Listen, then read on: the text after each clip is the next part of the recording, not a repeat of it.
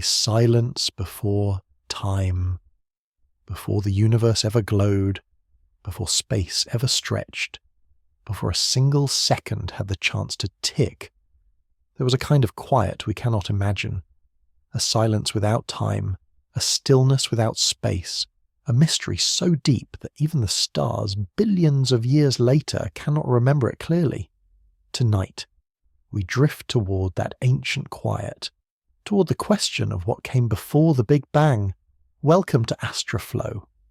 Here, science drifts like starlight, and curiosity becomes calm. Tonight, let your thoughts slow down, your breathing find its rhythm, and your mind float through wonder. Before we begin, I'd love to know where you're listening from. Are you lying in bed under soft city lights? Or resting somewhere quiet where night feels wide and gentle? Tell me in the comments.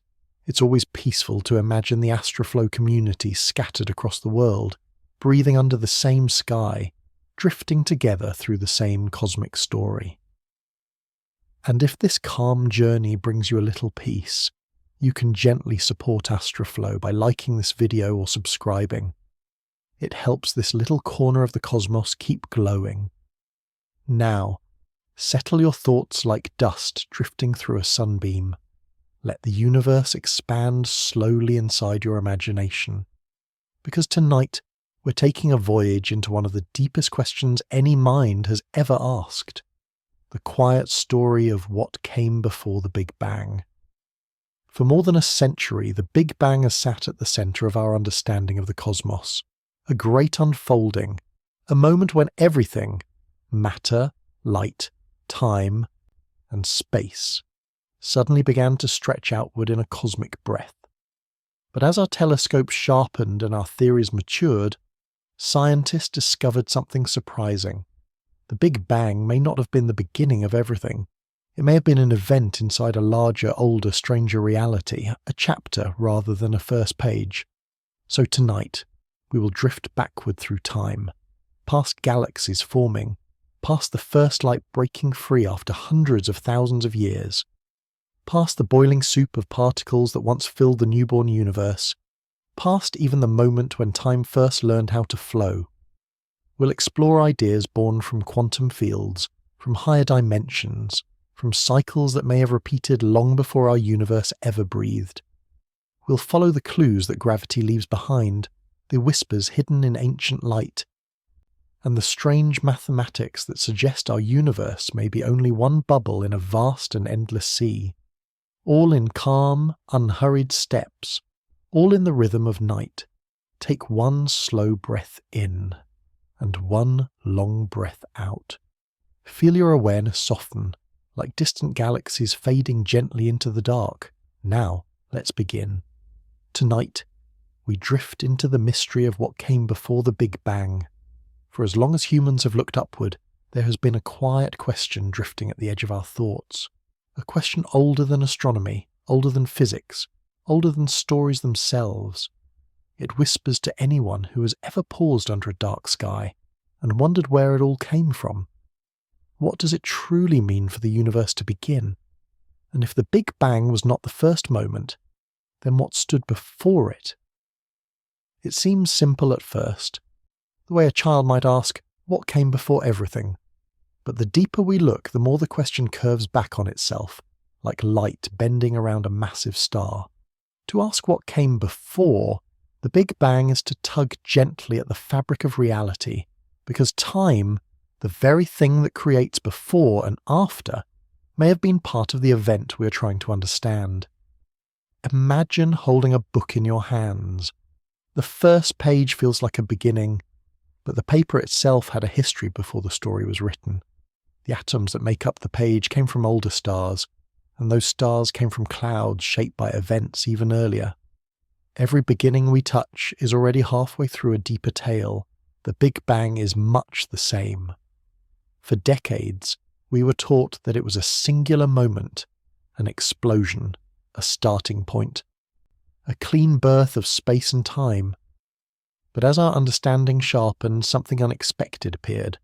The evidence suggests that the Big Bang was not truly the origin. It was a transformation, a transition, a chapter in a longer and more mysterious story that stretches beyond what our equations can easily describe. Physicists, philosophers, and dreamers all circle around this idea from different angles.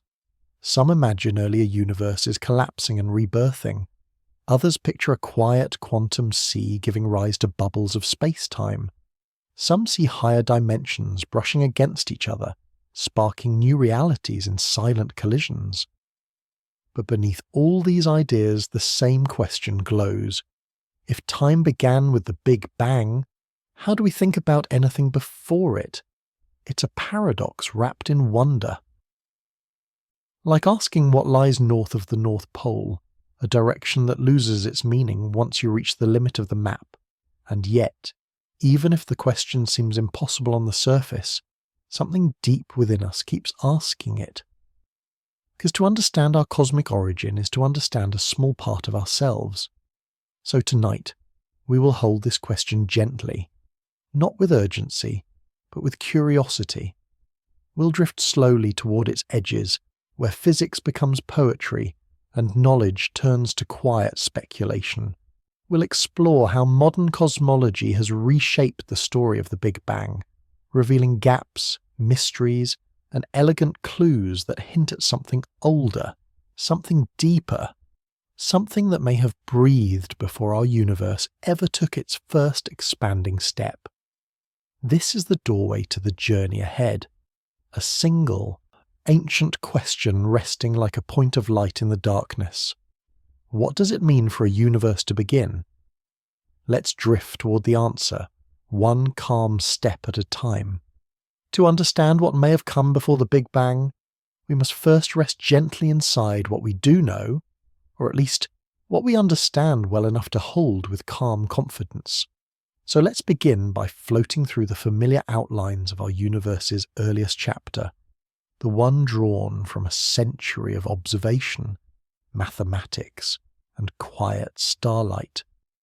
The picture is simple at its heart. Long ago, everything we see around us, the galaxies, the stars, the elements in your body, was once gathered together in a state far smaller, far hotter, and far denser than anything we can imagine. Not an explosion, not debris flying through empty space, but space itself stretching, swelling, unfolding from an incredibly compressed state, like the slow opening of a cosmic blossom. As the universe expanded, it cooled. In the first seconds, particles flickered into existence, the tiniest bricks of matter and energy, swimming through a radiant ocean of heat. In the first minutes, the nuclei of hydrogen and helium took shape, and for hundreds of thousands of years the universe remained a glowing, opaque fog, light trapped in a dense, shimmering plasma. Only later did that light finally escape, spreading across the cosmos as the gentle afterglow we now call the cosmic microwave background, the faint ancient light we observe today, a kind of cosmic memory, a photograph taken when the universe was still an infant. This model, the hot, dense Big Bang, is one of the most successful ideas in all of science. We see its fingerprints everywhere, in the expansion of galaxies, in the abundance of the elements, in the uniform background glow that whispers from every direction in the sky. But here is where things become quietly strange. For much of the 20th century, the Big Bang was taught as the beginning, not just of matter, but of space and time itself. A sharp boundary, a first moment, a cosmic birthday.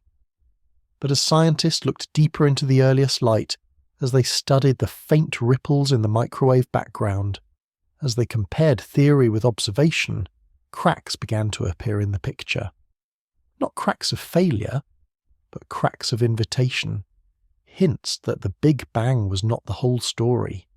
The early universe was too smooth, too flat, too delicately arranged to have simply begun in the way we once imagined. And so new ideas emerged. Ideas that opened the possibility that something older, larger, or stranger preceded the Big Bang. Something that shaped the conditions that made our universe possible. Something that left quiet signatures in the structure of the cosmos. Tonight, we will drift through those ideas, through inflation that might have stretched the universe into its familiar form, through quantum fields that might have seeded reality itself, through cycles that might repeat over unimaginable spans of time, through higher dimensions that may brush against our own like drifting veils. But we move gently. There is no rush here, only curiosity, floating like dust in a beam of early light. For now, let the story settle softly inside you. The universe once glowed, it expanded, it cooled, and from that cooling came everything we know. What came before is a deeper question, and that deeper journey begins next. As we begin drifting deeper into the story, imagine the universe as a great ocean of light and silence.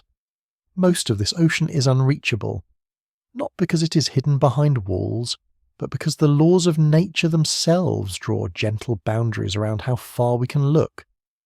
Like standing on a calm shore at night, seeing moonlight shimmer across the waves, while everything beyond the horizon remains unknowable.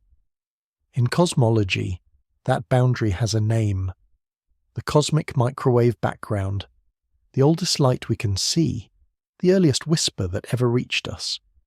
When you look into the night sky, you're not just seeing stars scattered across a dark canvas. You're seeing time stretched across distance. The farther away a galaxy is, the older the light you're receiving. And if you continue looking deeper, farther, softer, eventually you reach a point where space becomes foggy, where light could not travel freely. Before that, the universe was too hot, too dense, too tightly woven with particles bumping and scattering and glowing, all tangled together. The cosmic microwave background, the CMB, is the moment when the fog finally cleared. A moment when light slipped free from matter for the very first time. A moment when the universe, in its young innocence, exhaled its first visible breath. We can see that breath today. It surrounds us from every direction, like a low, warm hum of memory. A reminder that the universe has a childhood, and that we are living far, far from its beginning. But here is the gentle, important truth. The CMB is the farthest we can ever look. Not because our telescopes are weak, but because beyond that luminous wall light itself could not travel. It is the edge of the visible universe, a soft, glowing curtain that marks the limit of what space-time allows us to observe. Everything before that curtain is hidden from sight, not erased, not lost, just forever wrapped behind that primordial glow. And so, when we ask what came before the Big Bang, we are asking about something we will never be able to see directly. We are reaching beyond our horizon, beyond the oldest light, into a region where the universe kept its earlier secrets tucked quietly away. But humans have always been good at listening to things we cannot see. Patterns in the CMB tell us how smooth the early universe was. Tiny ripples in its temperature reveal the seeds of galaxies. Its faint irregularities, just millionths of a degree, hint at forces, fields, and mysterious expansions that happened long before light ever escaped. This CMB is a cosmic photograph, yes, but it is also a cosmic confession. Hidden within its soft glow are the fingerprints of events that happened before the universe became transparent. Events that may have shaped time itself. Events that may whisper clues about what preceded the Big Bang. So tonight, as you rest, imagine that you are floating at the edge of that ancient light, at the quiet horizon of everything we can know. Beyond it lies the unlit past, the unformed story, the delicate realm where our universe was preparing to begin. We cannot see past that horizon, but we can feel its presence, we can follow its clues, we can drift toward its mystery, and that journey begins now. If you close your eyes for a moment, you might imagine the early universe not as a place but as a sound, a quiet, trembling note spread across all of space, a whisper carried forward for nearly 14 billion years, a whisper we can still hear today, not with our ears, but with delicate instruments tuned to ancient light. This whisper is the cosmic microwave background, the oldest message the universe has ever sent. But beneath its calm glow lies something deeper, information, subtle clues, tiny imprints in temperature and density that tell us how the universe looked long before it truly became visible. To understand why this whisper matters, picture the young cosmos as a vast shimmering fog, so hot and crowded that light itself could not move freely. Photons bumped and scattered endlessly, unable to travel any meaningful distance. The universe was bright, but nothing could be seen. It was like trying to peer through a glowing cloud. But when the universe cooled enough, something changed. Electrons slipped into orbit around nuclei, forming the first neutral atoms. In an instant, the fog thinned. The light that had been trapped for hundreds of thousands of years finally slipped free and began its long journey across cosmic time. That moment, when light took its first unbroken breath, is frozen into the CMB we observe today. A soft blanket of photons carrying the memory of a universe only 380,000 years old. But here is where the whisper becomes remarkable. This light is almost perfectly smooth, the same temperature in every direction, and yet scattered within that smoothness are tiny irregularities, just one part in 100,000. Small warm spots. Small cool spots. Tiny differences that seem insignificant, yet they are the seeds of everything. Those faint ripples tell the story of slight variations in density, gentle hills and valleys in the early plasma. Over billions of years, gravity pulled matter toward the denser regions. Those became galaxies, clusters, the cosmic web, and eventually stars and planets, and people who wonder about their place in all of this. In other words, the first whisper of light contains the blueprint of the universe, a cosmic fingerprint, a quiet map of how everything would unfold. But there is another layer to this whisper, one that nudges us toward the question at the heart of tonight's journey. Because the patterns in the CMB are not random, their smoothness, their uniformity, their delicate imperfections all hint at events that happened before light escaped. Events that shaped the universe's earliest moments in ways we still struggle to fully understand. The CMB is not merely a relic, it's a clue. A soft echo pointing to a deeper past, to processes that occurred long before the Big Bang settled into the form we know.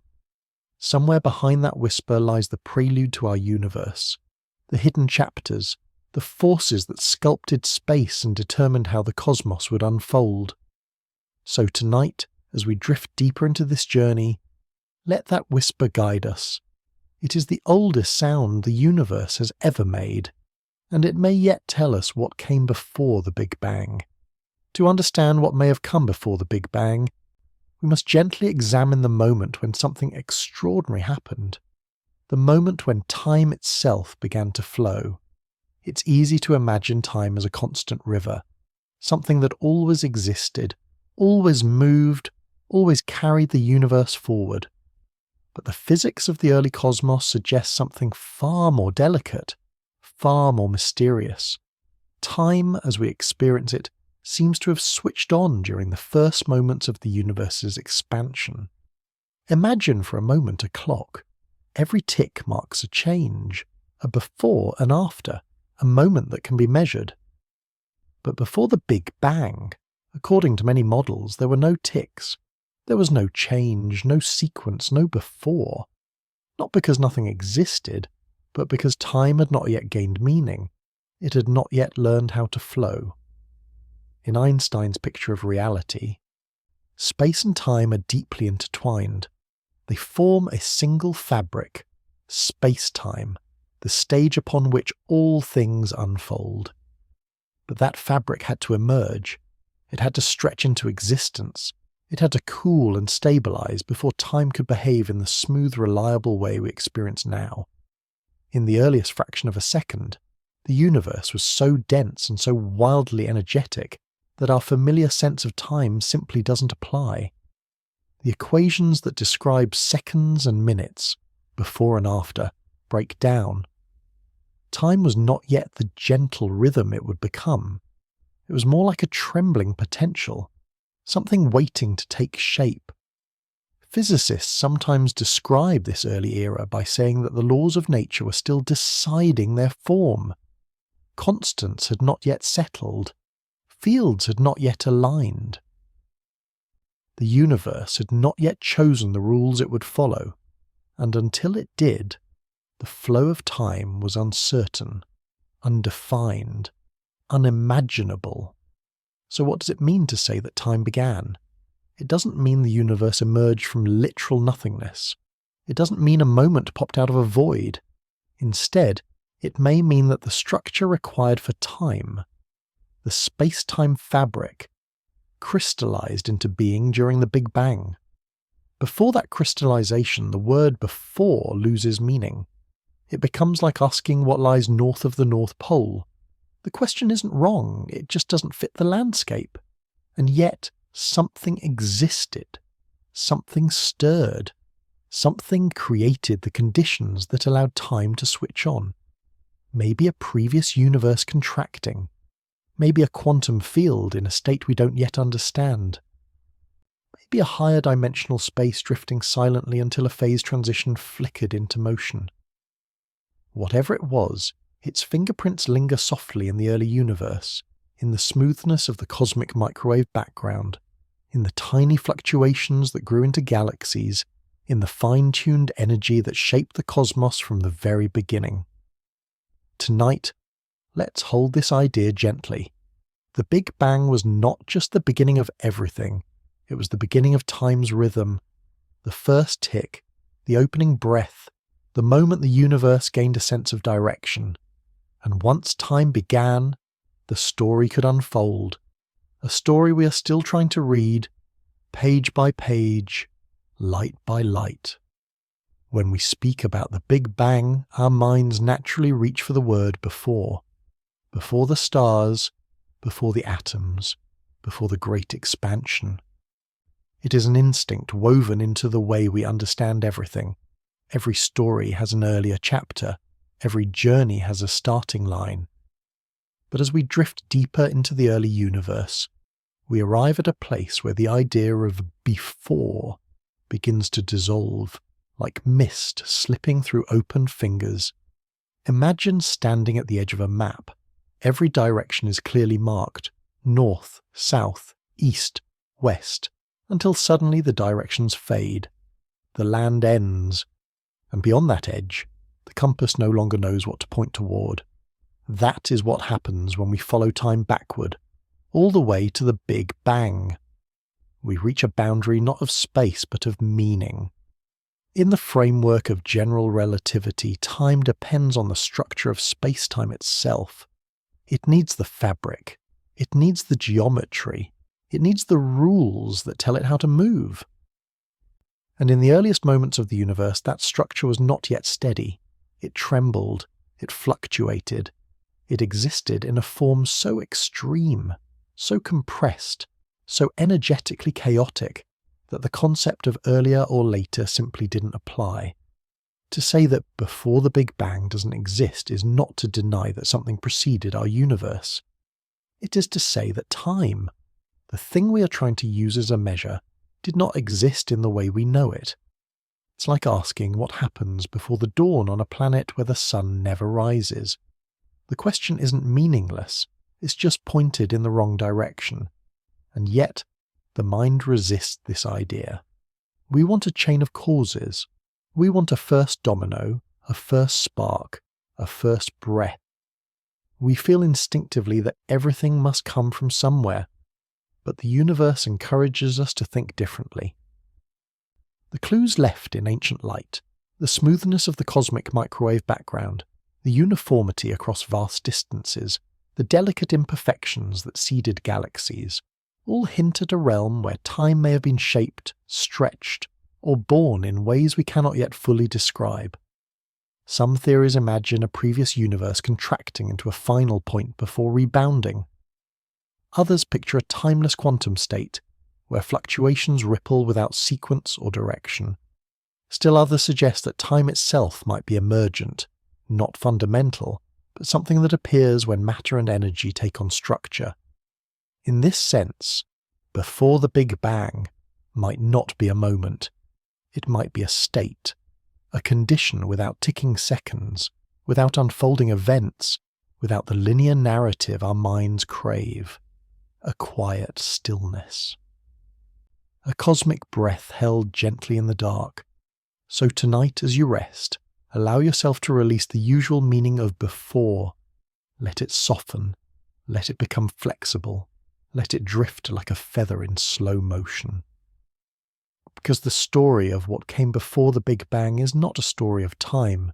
It's a story of origins without chronology, of existence without sequence, of a universe preparing itself in silence before time learned how to move. And in that silence, the seeds of everything were waiting. To drift further back into the prelude of our universe, we must let go of the familiar scale of stars and galaxies. Let go of the vastness. Let go of the distances. And instead, fall gently into the smallest realm imaginable. A place so tiny, so restless, so fundamentally uncertain, that even space and time seem to shimmer in and out of definition. Physicists call this realm the quantum foam. It is not a surface, nor a substance, nor a thing in the usual sense. It is the deep foundation of reality, the place where space-time itself becomes a flickering mosaic of possibility. A realm where the smooth fabric described by Einstein wavers, ripples, and buckles at unimaginably small scales. Imagine the surface of a calm lake. From far away it looks perfectly smooth. But as you lean closer, as your eyes move down to the tiniest ripples, the surface becomes alive, trembling, shifting, never fully still. Zoom in even further, and the water becomes something else entirely, full of motion too small to see from above. The universe is much the same. On large scales, space-time appears smooth and continuous. But in the deep quantum realm, far beneath the reach of our vision, space-time foams and flickers with short-lived structures, little bubbles of curvature, tiny fluctuations appearing and disappearing in fractions of a second. This restless activity is not noise. It is the natural rhythm of the quantum world, and many physicists believe that the earliest moments of our universe, perhaps even the very trigger of the Big Bang, were shaped by these primordial tremors. In this picture, the universe may not have emerged from a singular point of infinite density, but from a quantum event, a ripple, a fluctuation in a field so fundamental that it doesn't exist inside space-time. It creates space-time. A fluctuation that, under the right conditions, could inflate into something vast, something stable. Something capable of becoming a universe with stars and galaxies and beings who look up and wonder. This idea transforms the Big Bang from a mysterious explosion into a gentle transition, a blossoming from the quantum foam, a moment when the chaotic flickering of the deepest layers of reality smoothed out enough to allow a universe to take shape. No singularity, no infinite density, just a shift, a phase transition, like water cooling into ice or steam condensing into droplets. A change in state driven by the physics of fields that permeate all of existence. Of course, the quantum foam is not something we can see directly. It lies far beyond the reach of our telescopes, hidden beneath layers of cosmic history. But traces of its behaviour may be imprinted in the earliest light, in the faint ripples of the cosmic microwave background, in the distribution of galaxies, in the texture of space-time itself. Tonight, as your thoughts soften and your breathing settles into an easy rhythm, imagine this quantum realm not as something chaotic or frightening, but as a quiet ocean of possibilities, a place where universes begin with a shimmer, a tremble, a whisper, a place where the seeds of our cosmos may have been planted long before time began to flow. To imagine how our universe may have emerged, picture something impossibly small, smaller than a grain of dust, smaller than a proton, smaller even than the space a particle might occupy. A region so tiny that traditional concepts of size begin to lose meaning. This is where some theories place the earliest form of our cosmos, not as a fireball or a burst of matter, but as a quantum seed. In the quantum world, small things do not behave the way we expect. They flicker, shift, appear, disappear. They are clouds of possibility rather than stable objects. And a quantum seed of a universe would be no different. A shimmering ripple in an underlying field, a momentary fluctuation that under ordinary circumstances would fade back into the quantum foam. But perhaps this particular ripple did not fade. Perhaps conditions allowed it to grow. Perhaps the laws of physics during that early moment were positioned just right for the seed to expand, smooth out, and become something vast, not through an explosion, but through stretching, a silent, uniform, accelerating expansion of space-time itself. In this picture, the Big Bang was not a bang at all, but the moment when the seed became stable enough for the universe to blossom into existence. A transition from a tiny quantum fluctuation into a full-fledged cosmos driven by fields and energies we are only beginning to understand. The idea is both humbling and strangely poetic.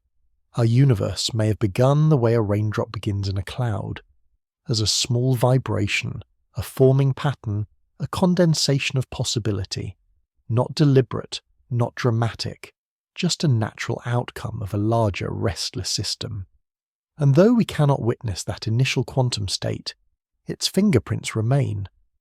The slight variations in the cosmic microwave background, the warm spots and cool spots scattered like freckles across the sky, are perfectly consistent with the kinds of fluctuations that would arise from a quantum seed being stretched to cosmic scales. Think of them as tiny wrinkles in the earliest fabric of the universe. Wrinkles that inflation later magnified into mountains and valleys in density. Wrinkles that gravity sculpted into galaxies and clusters. Wrinkles that eventually became the framework for stars, planets, oceans, and the quiet place where you are resting tonight. A whole universe born from quantum noise.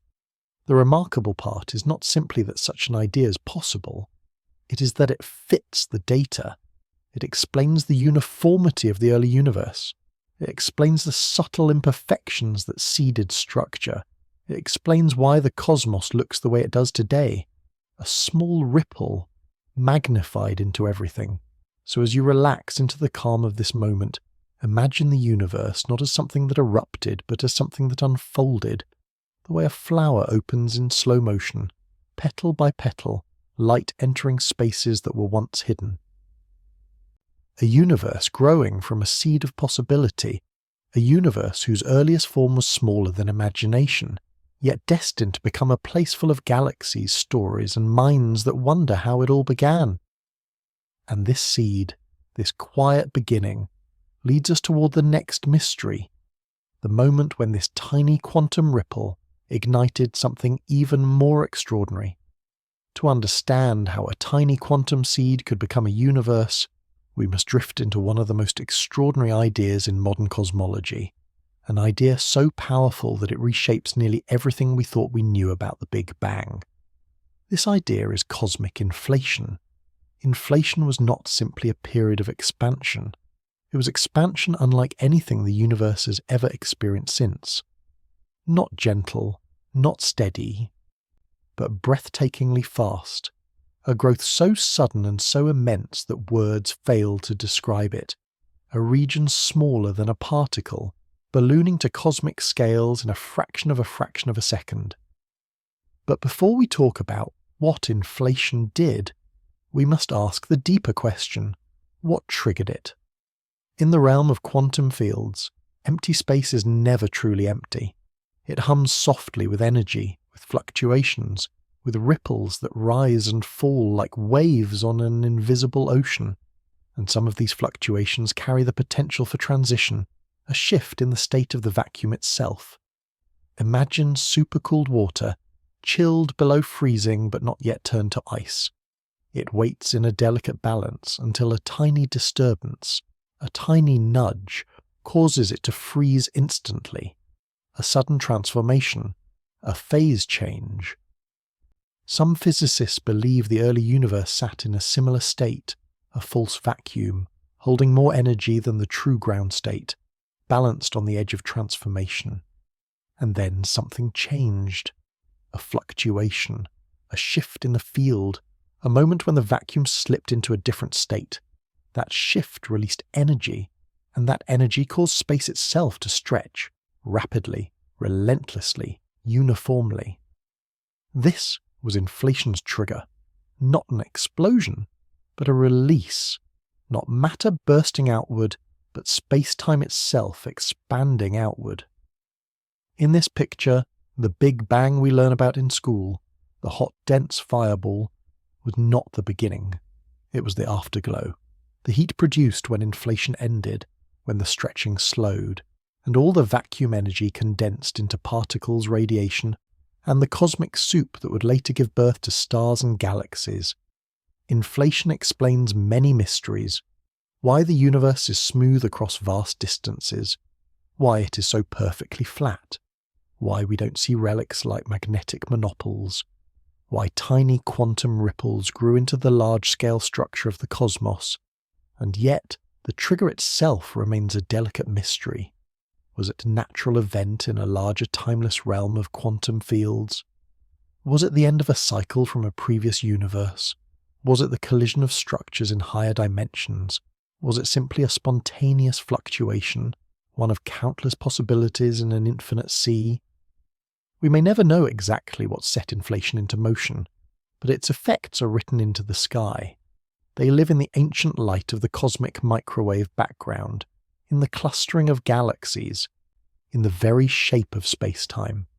Tonight, as you rest, imagine that moment not as a violent eruption, but as a gentle shift, a quiet tipping of balance in the deep quantum fabric, a moment when possibility became expansion, when a universe once smaller than imagination began to bloom in silence, a mysterious trigger, a silent ignition, a cosmic dawn beyond the reach of time. When we imagine empty space, we often picture a silent void, a place with nothing in it, nothing happening, nothing moving. But in physics, the vacuum is anything but empty. It is alive with subtle motion, full of hidden energy, a quiet storm beneath the surface of reality. To drift into the mystery of what existed before the Big Bang, we must understand this strange truth. Emptiness is one of the most active things in the universe. In the quantum world, the vacuum is a restless sea. Particles and antiparticles flicker into existence, pair up and vanish again. Fields vibrate gently even in their lowest energy state. Space hums softly with possibilities waiting to be realized. Imagine standing in a dark room, perfectly still. To your eyes, nothing moves, but beneath the silence, the air is full of invisible motion. Molecules drifting, atoms vibrating, currents flowing quietly through the unseen. This is what the vacuum is like on the smallest scales. Stillness on the surface, activity underneath. And this hidden energy plays a profound role in the story of our universe. Physicists call it vacuum energy, and it is this energy that may have driven the spectacular expansion of inflation. The same strange property that allowed a tiny quantum seed to grow into a universe may lie within the vacuum itself, not as substance, but as a kind of pressure, a push built into the structure of space-time. During inflation, the vacuum was not in its calm state. It was in a higher energy configuration, like water supercooled before it freezes. A delicate balance, trembling with potential. And as the vacuum shifted to a lower energy form, its excess energy was released, flooding the young universe with matter and light.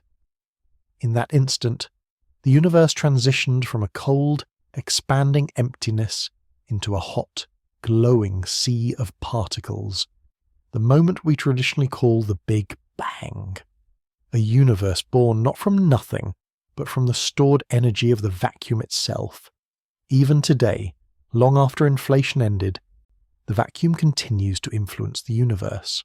Astronomers have discovered that space is still expanding faster and faster, driven by a mysterious pressure we now call dark energy, a quiet echo, perhaps, of the vacuum's ancient behaviour.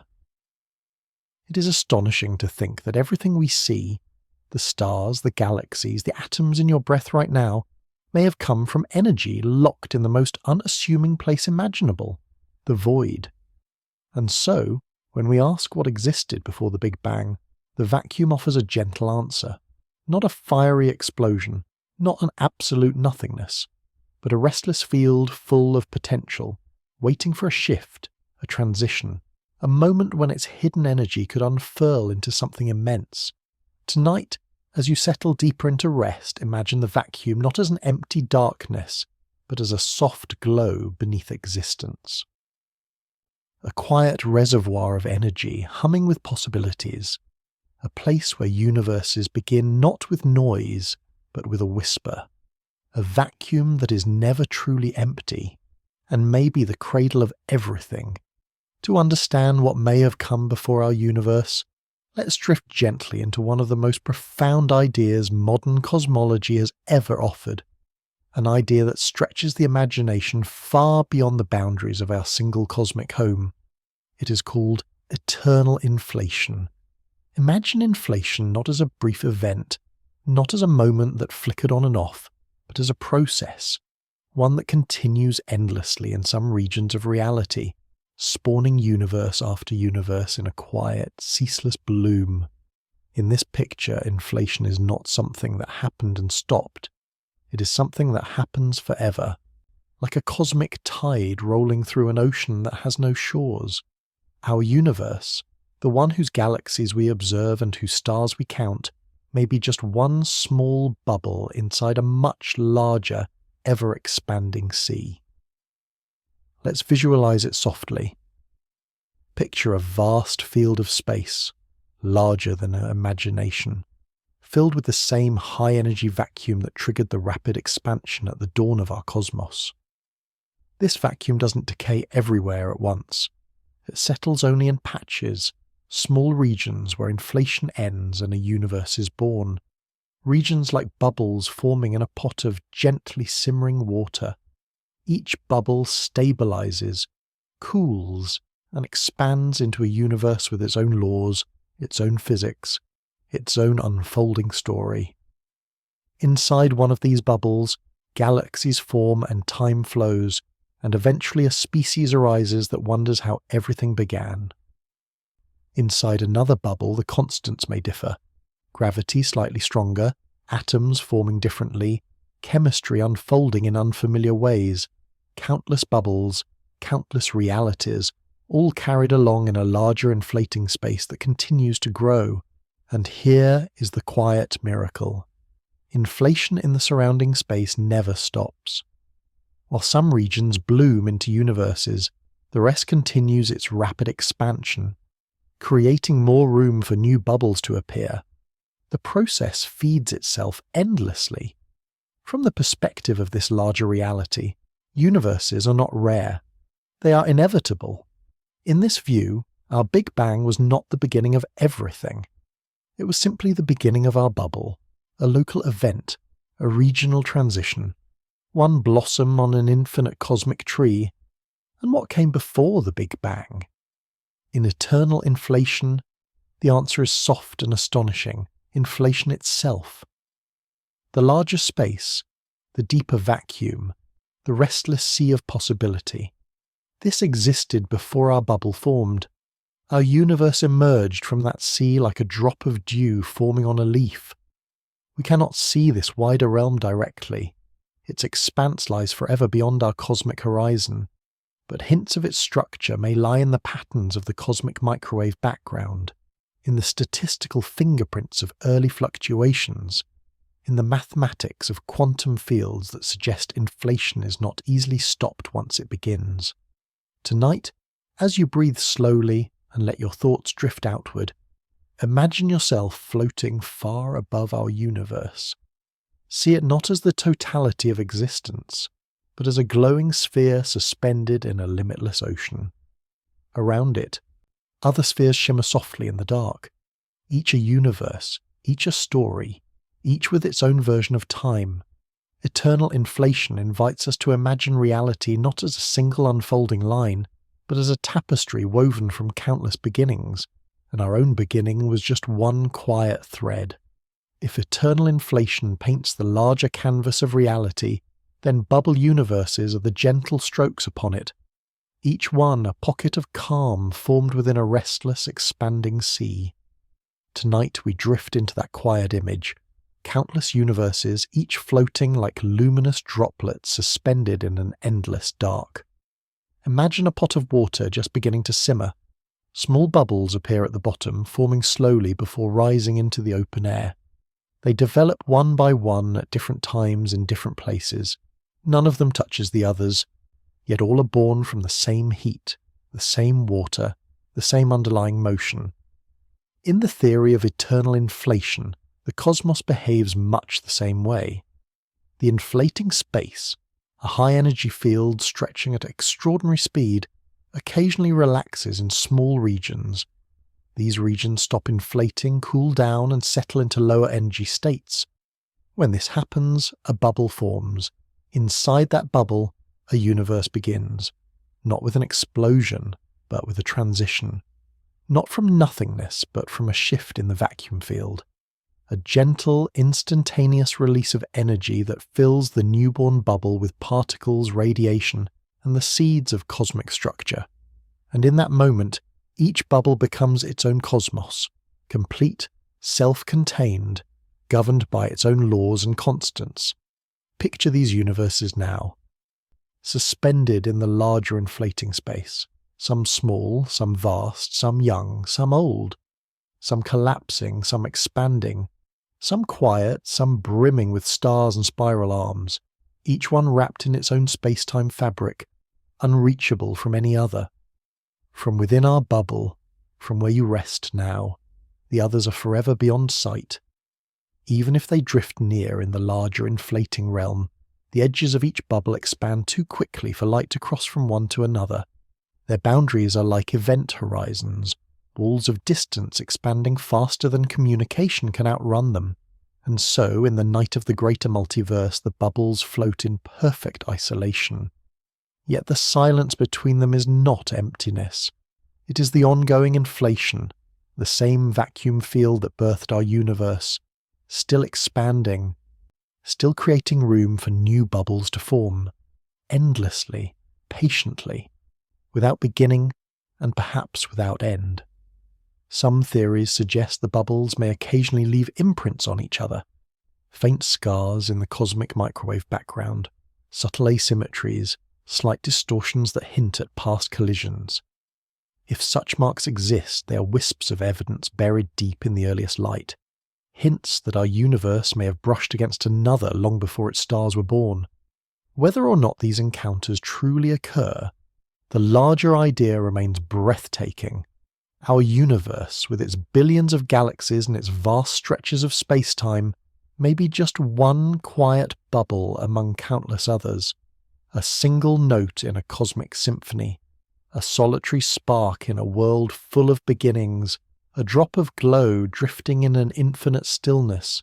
Tonight, allow that perspective to widen your sense of wonder.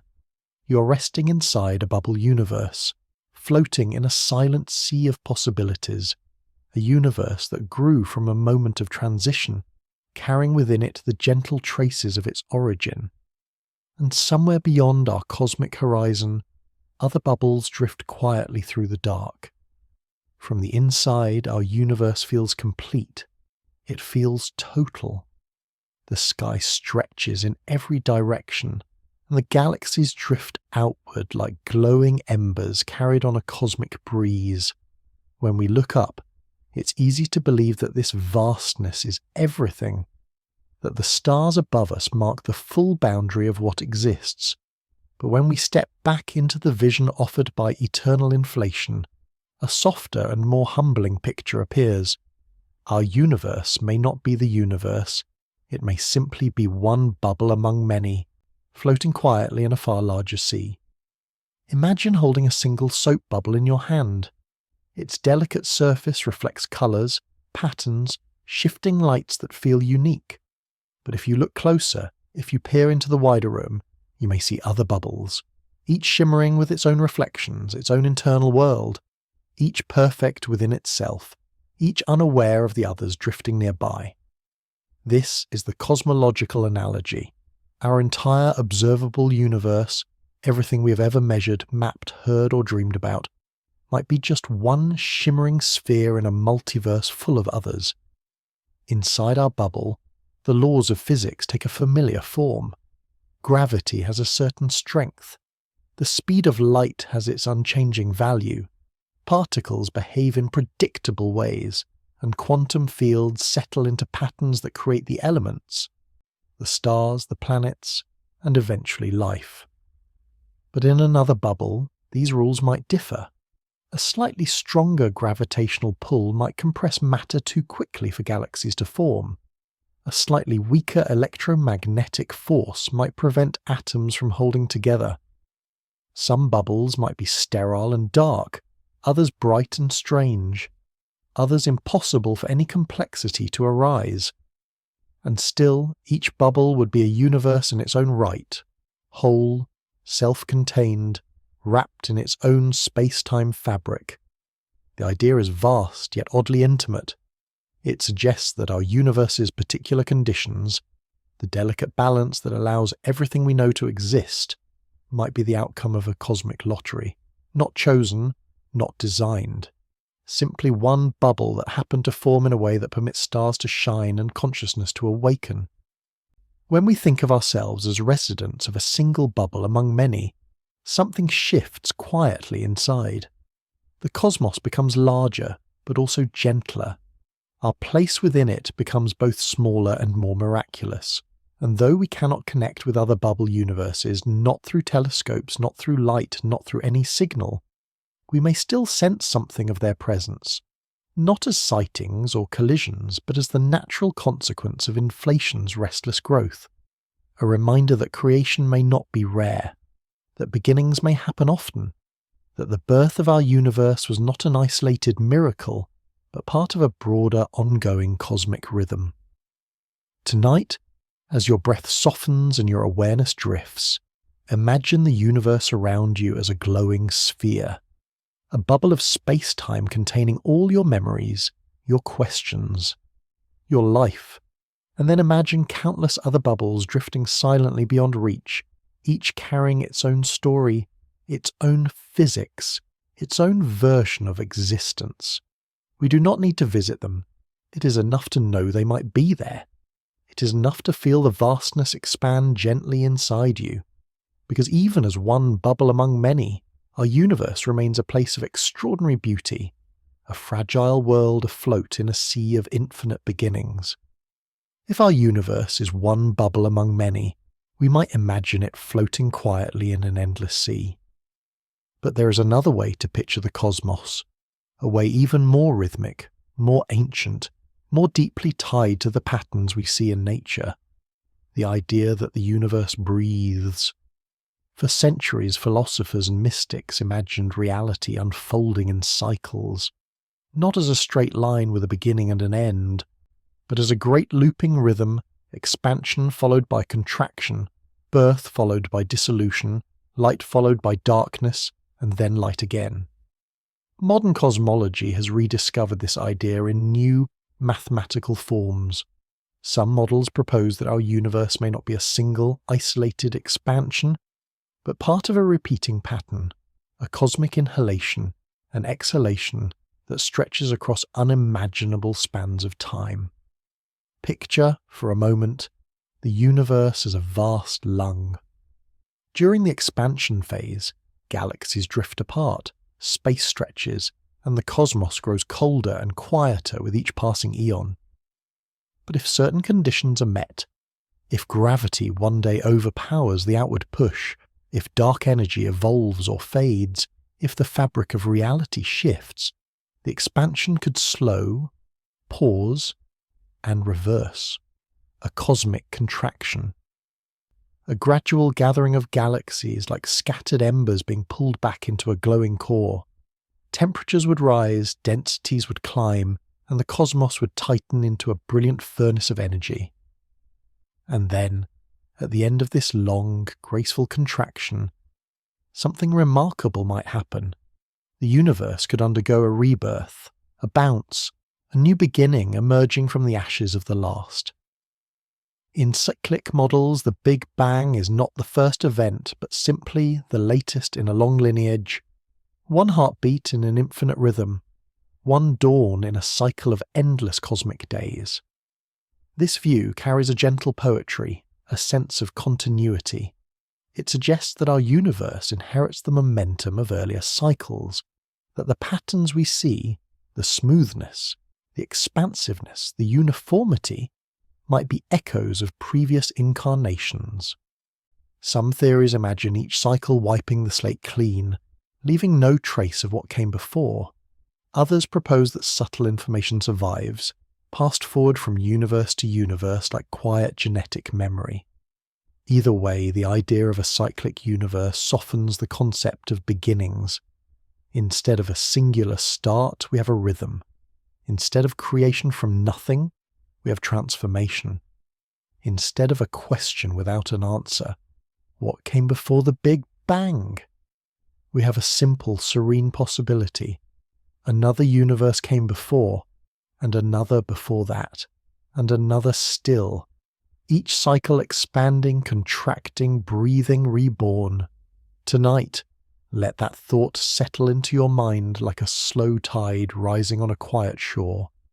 There is comfort in cycles, in knowing that endings are not final, that beginnings are not unique, that the universe itself may live in patterns familiar to the beating of a heart.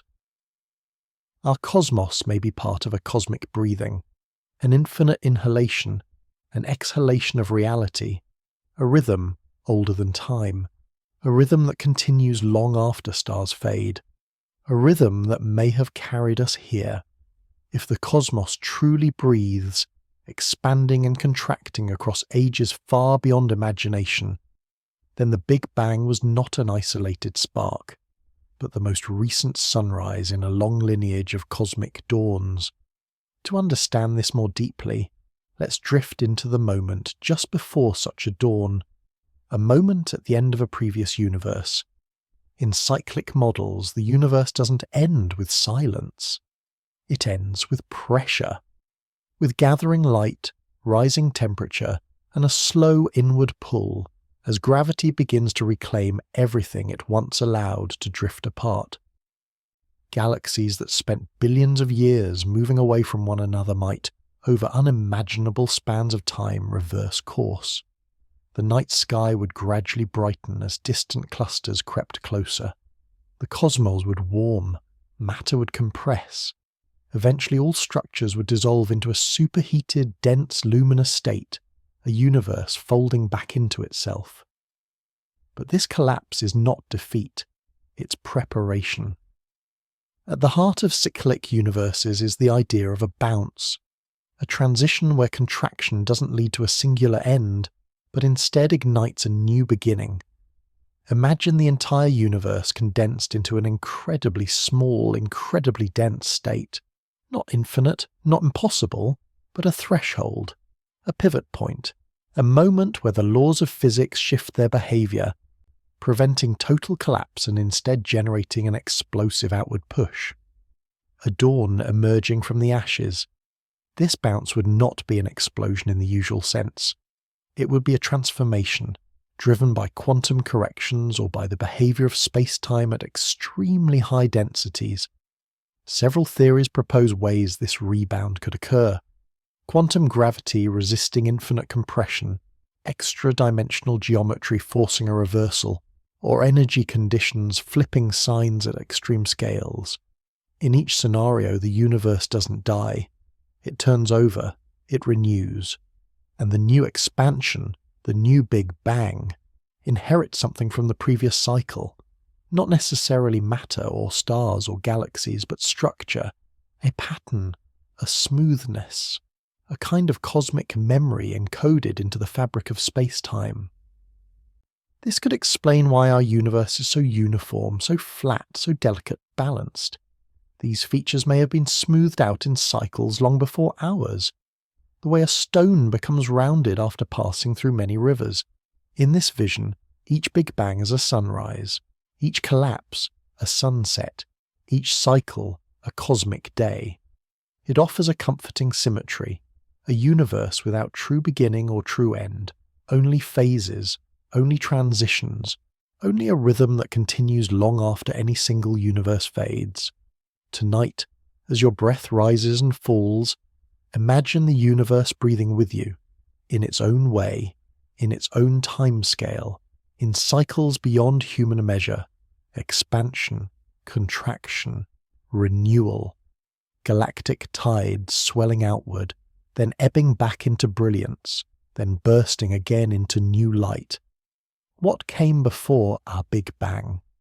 Perhaps an older universe, reaching its final moment of brilliance before rebirth. Perhaps a cosmic sunset giving way to the dawn that became our world. And if so, then everything we know, everything we are, comes from a long history of cosmic renewals, each cycle handing the next a smoother, more uniform canvas. A universe born not once, but many times. Now let's drift into one of the most elegant and beautifully unconventional ideas ever proposed about what came before the Big Bang, a theory that blends geometry, time, and deep cosmic symmetry into a single graceful picture. It is called conformal cyclic cosmology, or CCC, imagined by the brilliant mathematical physicist Roger Penrose. At its heart lies a simple yet astonishing thought. Our Big Bang was not the beginning of everything.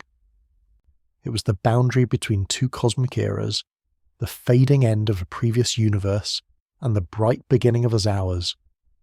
To understand this idea, imagine the universe so far in the future that all stars have burned out. All black holes have evaporated, all structure is dissolved. Matter no longer defines distances, and energy no longer shapes time.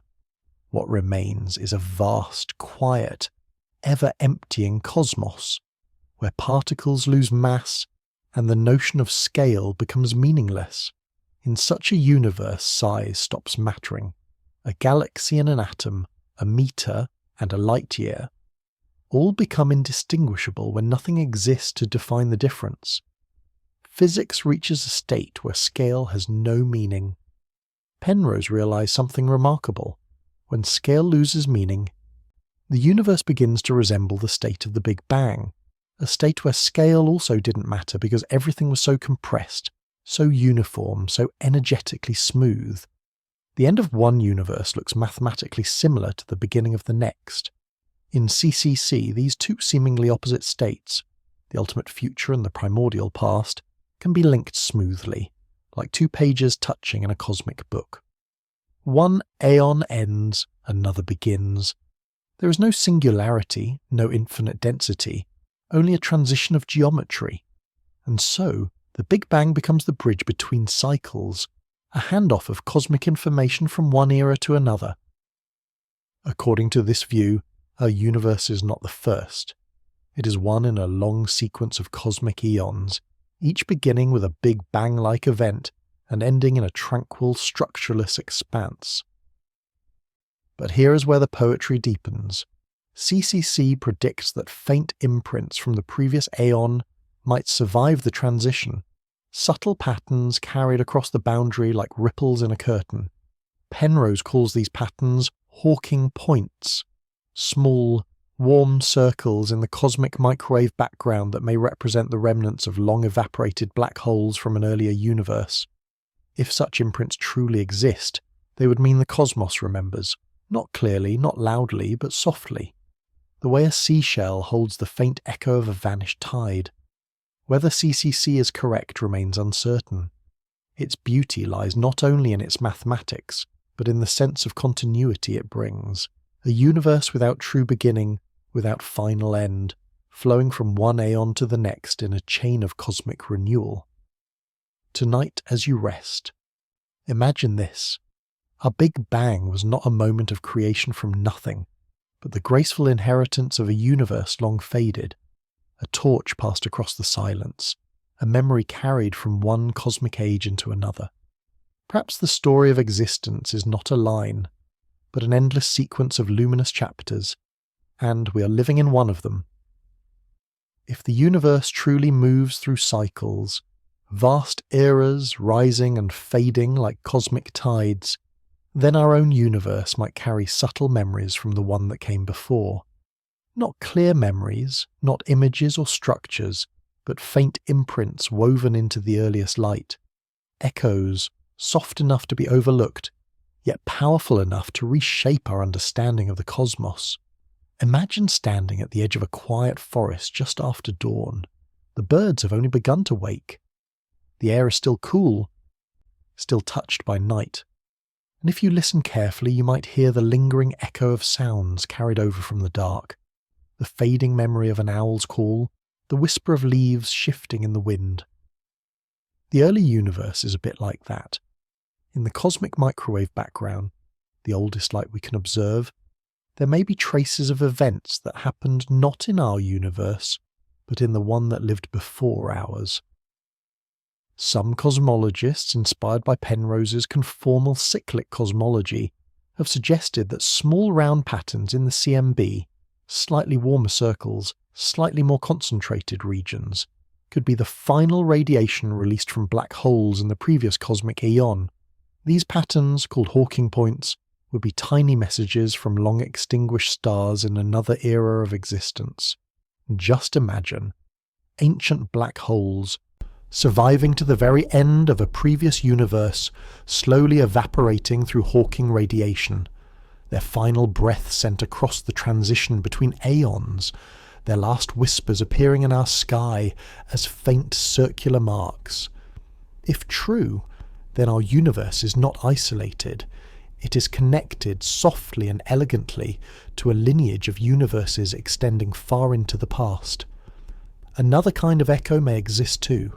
Patterns of smoothness, the remarkable uniformity of our early universe, could be inherited properties, a cosmic calmness forged over many cycles, like water becoming clear after being filtered again and again.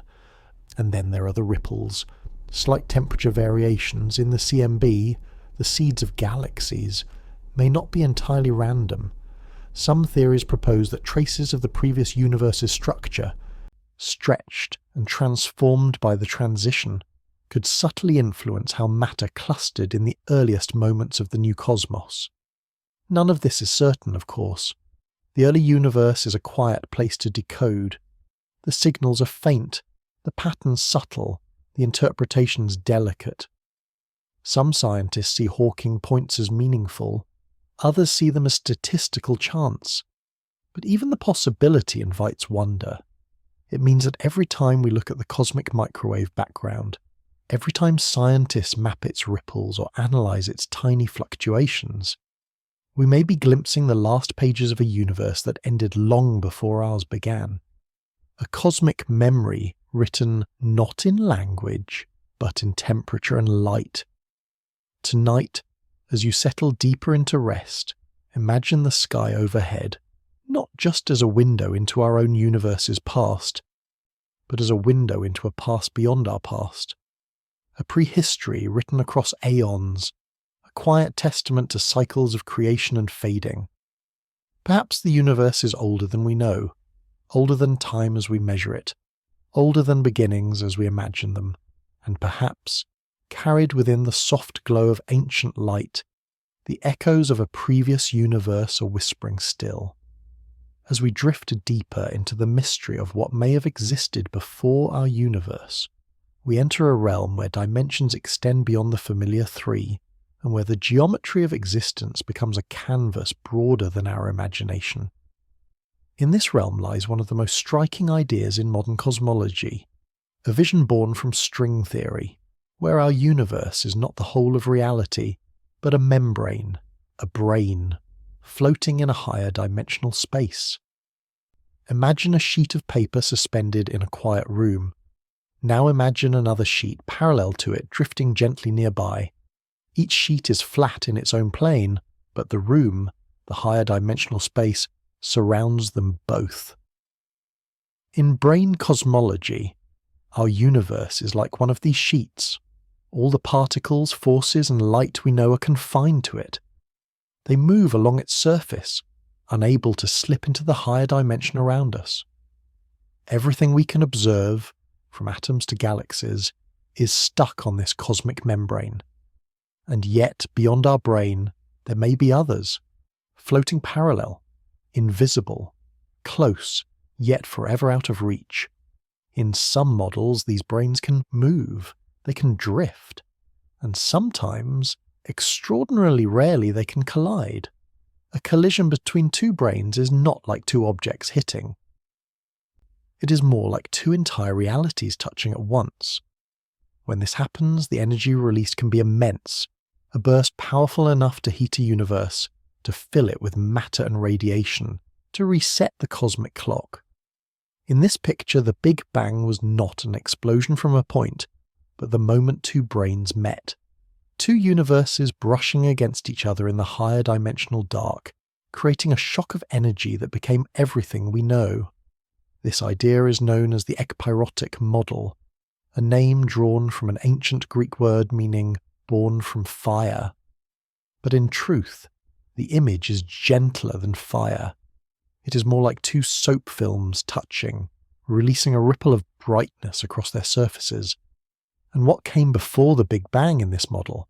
A long era of calm, a drifting brane universe, smooth and cold, moving slowly toward a partner it did not know it would meet. The collision was not the beginning of reality. It was a moment in a larger dance, a step in a choreography unfolding across dimensions we cannot see. Even more beautifully, these collisions might happen repeatedly, branes separating, drifting, and meeting again across vast cycles of time. Each collision becomes a new Big Bang, a new universe blooming from the contact, a rhythm not of expansion and contraction, but of approach and touch, of nearness and renewal. Tonight, as you rest, imagine our universe as a shimmering sheet, floating in a still, higher dimensional expanse. Other sheets drift out there too, silent and unseen, and somewhere in that invisible room, a previous collision may have once set our cosmos alight. Perhaps the Big Bang was not a singular miracle, but an echo in a larger dimensional dance, one step among many in a story far older than our universe's first light. To drift further into this multi-dimensional vision, imagine the quiet space that surrounds our brain, a higher dimensional realm sometimes called the bulk. It is not space as we know it. It has no stars, no galaxies, no familiar coordinates. Instead, it is a vast, silent expanse where membranes like ours float and move, shaped by forces we cannot directly perceive. In this space, a universe is not the whole of existence. It is simply a sheet, a surface suspended within something larger. And across this hidden dimension, other branes may drift. Some may be parallel to ours, some may be curved or folded, some may carry their own rich internal worlds, filled with physics slightly different from our own.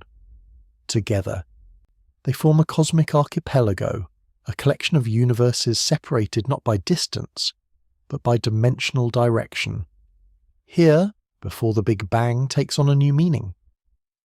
In the ekpyrotic and brane collision models, the Big Bang was not the first moment of space-time. It was a spark created when two branes touched after drifting through the higher dimensional bulk. The impact was gentle at first glance. No explosion, no shattering, just a moment of contact between surfaces that had been approaching one another for eons. But the energy released by that contact was profound. As the branes collided, the energy stored in their fields transferred into the newborn universe. Heat flooded through the fabric of our brain. Quarks and electrons emerged from the thermal storm. Radiation filled the infant cosmos, glowing with the intensity of a star being born. From this perspective, our Big Bang was not an origin. It was an interaction. Two vast sheets of reality brushed together, and from their meeting, a universe ignited. This idea carries a kind of quiet elegance. It replaces the image of a single point exploding into everything with a broader vision, a cosmic choreography, where universes move and sway through higher dimensions like dancers approaching and parting. It also solves some deep puzzles about the early universe. A collision between branes can naturally create the uniformity we observe in the cosmic microwave background. The smoothness, the roundness, the delicate balance, without requiring an inflationary burst. Even the slight ripples in the CMB, those tiny variations that seeded galaxies, may come from the geometry of the approaching branes, their fields trembling as they neared the moment of contact. In this model, the Big Bang marks not the creation of space-time, but the moment space-time on our brane became hot, bright, and full of structure. Before that, there was cold, drifting stillness, a universe preparing for its next chapter, gliding through the higher dimensional dark. Tonight, allow this picture to float softly through your thoughts. Our universe may not be a solitary bubble or a lone expansion. It may be one sheet among many, part of a grander dimensional landscape. And somewhere, beyond all horizons, other branes drift silently in the bulk, waiting perhaps for their own moment of contact, their own spark that will become a new dawn. What if the Big Bang was not a moment of chaos, but a moment of stillness giving way? Not an explosion, but a release. Not a violent beginning, but a quiet unfolding, like a flower opening at dawn. Many modern cosmological ideas, inflation, quantum seeds, brane collisions, share a subtle common theme. They each begin not with a roar, but with a calm that precedes motion. A poised, silent state balanced on the edge of transformation. Imagine the entire universe before its first breath, not bursting with heat, but waiting, like a pool of perfectly still water, so smooth that not a single ripple disturbs its surface. In this deep primordial quiet, the vacuum itself holds energy. Fields rest in delicate equilibrium. Quantum fluctuations shimmer softly beneath the calm, and then something shifts. Perhaps the vacuum changes its state, rolling from a higher plateau to a lower one. Perhaps two branes drift close enough to touch. Perhaps a quantum ripple grows just large enough to stabilize.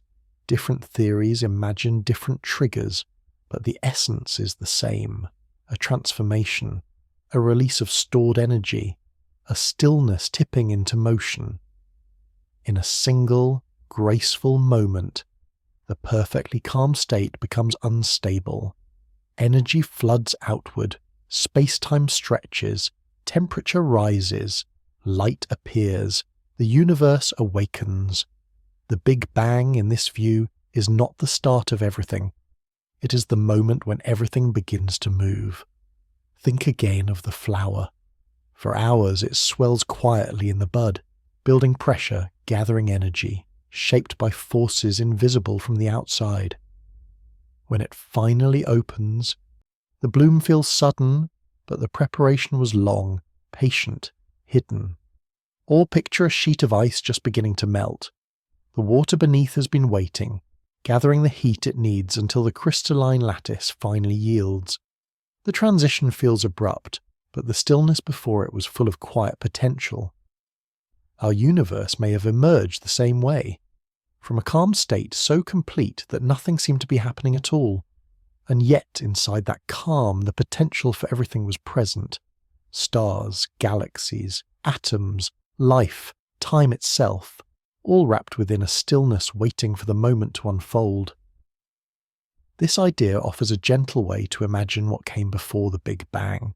Not a void, not a singularity, not a paradox, but a peaceful condition, a balanced field, a state of perfect quiet, holding the seeds of a cosmos. Tonight, as your breath settles into its own rhythm, let this image soften your mind. A universe resting in quiet anticipation, balanced in calm until a single shift, tiny, graceful, inevitable, released the energy that would become everything. A universe born not from violence, but from stillness. Not from nothing, but from a state ready to transform. A dawn rising slowly from the deepest night. Before the universe settled into the familiar laws we know today, it passed through a brief, exquisite moment when everything was unified.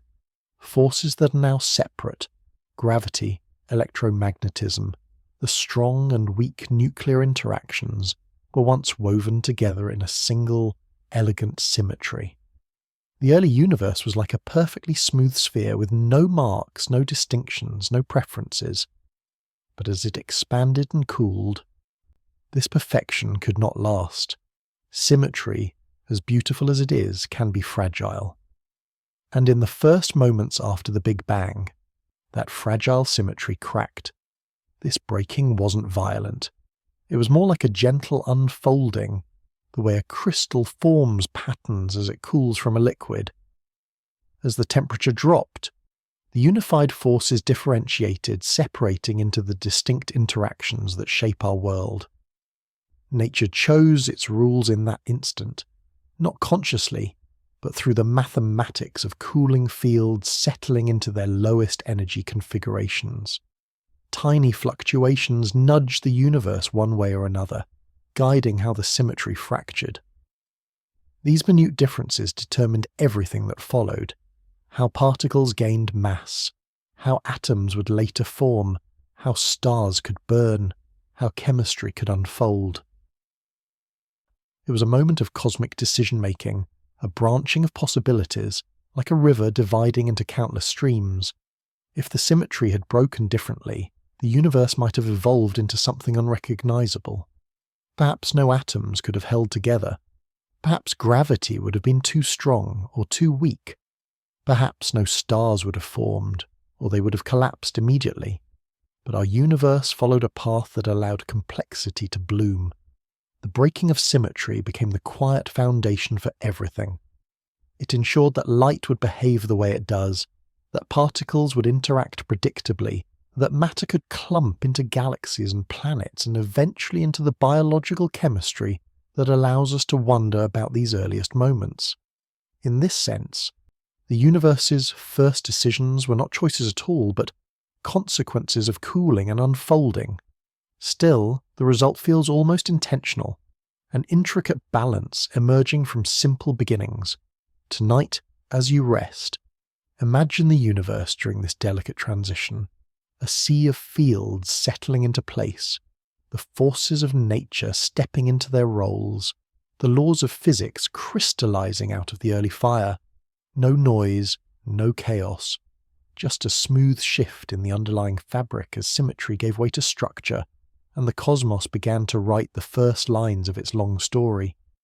What came before may always remain hidden, but in these early decisions we glimpse how the universe found its shape and its voice. In the soft moments after symmetry broke, the universe was still glowing with heat, still expanding, still finding its shape. And within that shifting landscape, something quietly profound began to happen. The fundamental constants of nature, those numbers that determine how everything behaves, began to wake up. They are the silent rulers of reality, the strength of gravity, the charge of the electron, the speed of light, the ratios that determine the structure of atoms, the glow of stars, the chemistry of life. Today we treat them as fixed, unchanging truths, woven into the foundation of physics. But in the early universe, they were settling into place for the very first time, like instruments in an orchestra tuning their notes before the symphony begins. When temperatures were unimaginably high, many of these constants did not yet have meaning. The universe was too hot, too energetic, too uniform. But as space expanded and cooled, the fields that give particles their properties began to relax into stable values. The Higgs field, for example, slowly settled into the state that gives mass to particles, and with that settling, the world as we know it became possible. This process was not sudden. It was more like a dawn than a switch, gradual, gentle, and shaped by the conditions unfolding around it. As the fields stabilized, the constants they defined became fixed, carving the laws of physics into the growing fabric of space-time. Imagine watching paint dry on a vast canvas. except instead of colour, the paint determines how reality itself behaves. A universe where gravity is slightly stronger might collapse too soon. A universe where electromagnetism is slightly weaker might never form atoms. A universe where the strong nuclear force is just a bit different might never forge the elements needed for planets or life. And yet somehow, our universe found a balance, not perfect, but exquisitely calibrated. Values that allow atoms to exist, stars to burn, galaxies to gather, and eventually consciousness to emerge. Did these constants arise from chance, from necessity, from deep mathematical harmony, or from a previous state of the universe imprinting its patterns on the next? We don't know. But we do know this. The universe's earliest moments created a field of possibilities, and only one tiny corner of that field contained the recipe for a universe like ours. As the constants settled into their final values, the cosmic stage became ready for the next steps. Particles could interact, forces could guide them. Structures could begin to form. The universe, once formless and blazing, now carried the first hints of the complexity it would one day hold. Tonight, as you let your thoughts drift, imagine these constants not as cold mathematical constructs, but as gentle stabilizations, like the first notes of a lullaby emerging from silence, giving rhythm to the cosmos. The universe didn't wake up all at once. It stirred gradually. It took shape softly. And in the settling of these constants, the cosmos found the rules that would guide its long and wondrous evolution.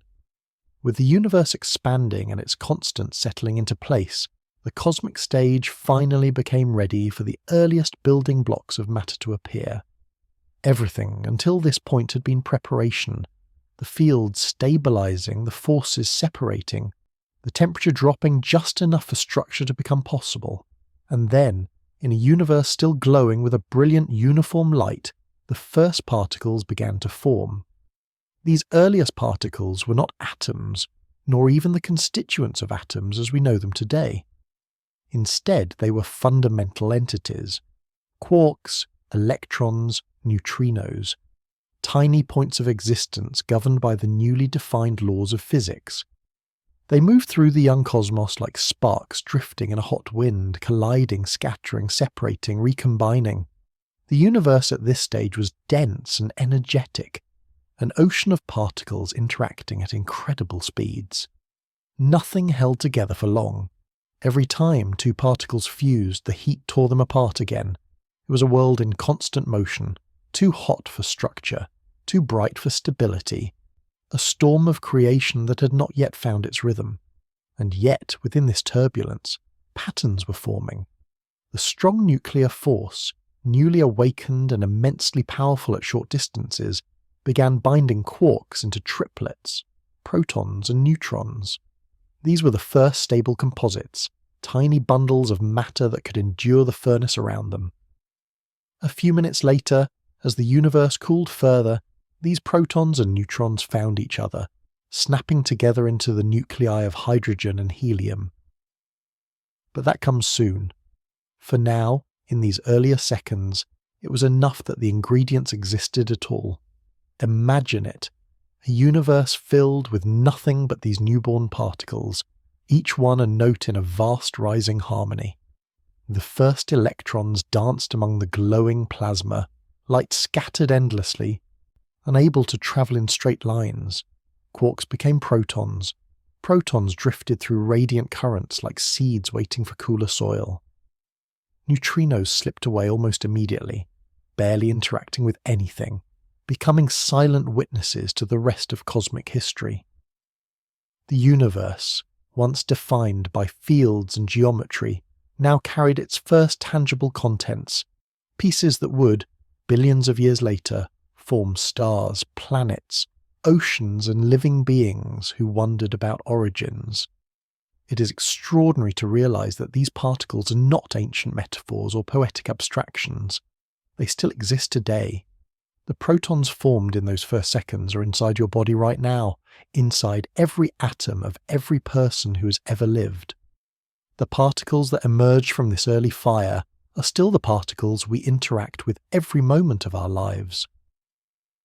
As the universe continued to cool, these particles would begin to settle into more stable configurations, forming the first atomic nuclei, then eventually atoms themselves.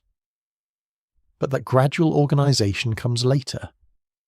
In this moment, this turbulent, glowing, newborn epoch, the universe was simply learning how to make matter.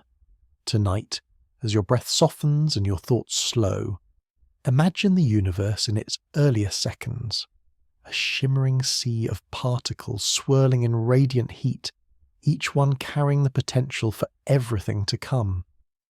From this simple, energetic beginning, all the complexity of the cosmos would eventually rise.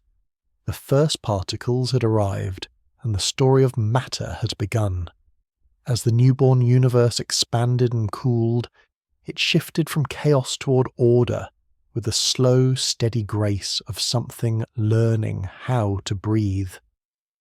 The earlier seconds had been a storm of particles, quarks flickering into protons and neutrons, electrons drifting through the radiant plasma, photons scattering wildly in every direction. But in this next chapter, the universe began to discover the beginnings of structure, the faint outlines of the patterns that would someday shape everything. Even though the universe was still far too hot for atoms to exist, a subtle choreography had already begun. Gravity, the quiet sculptor of the cosmos, started to tug ever so gently on the uneven distribution of matter.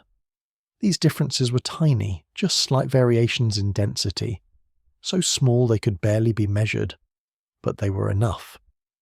Where there was a little more matter, gravity pulled a little harder.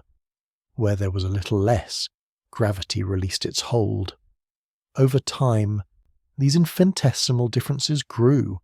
In a universe expanding at incredible speed, the seeds of structure were incredibly delicate, but gravity is patient.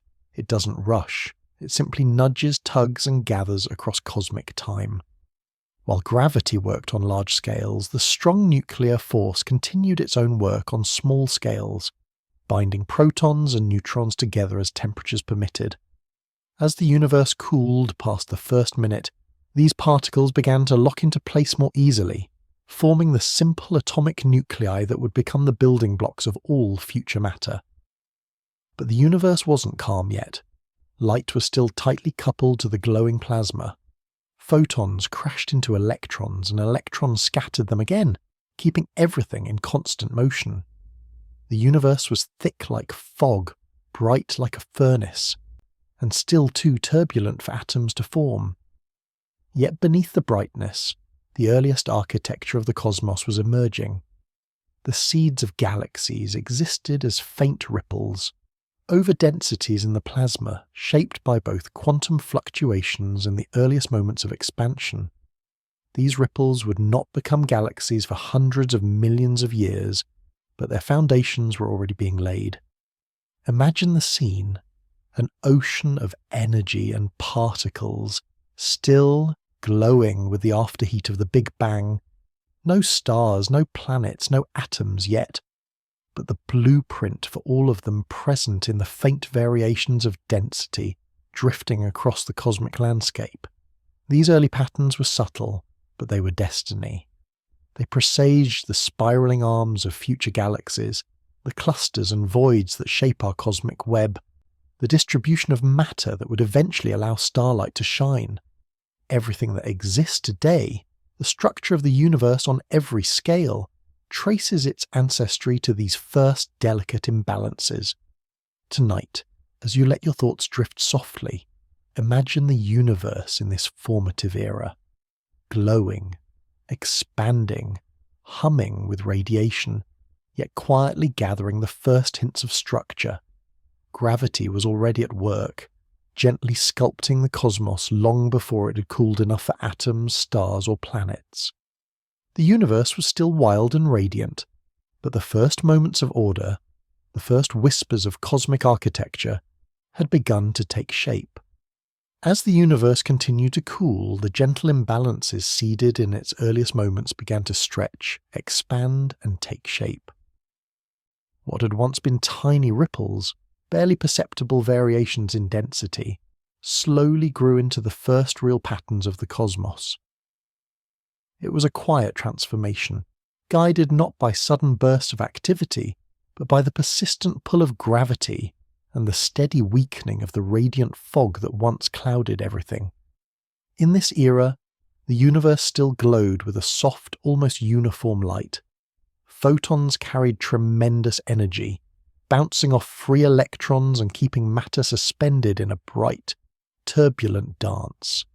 Yet beneath this brightness, something subtle was changing.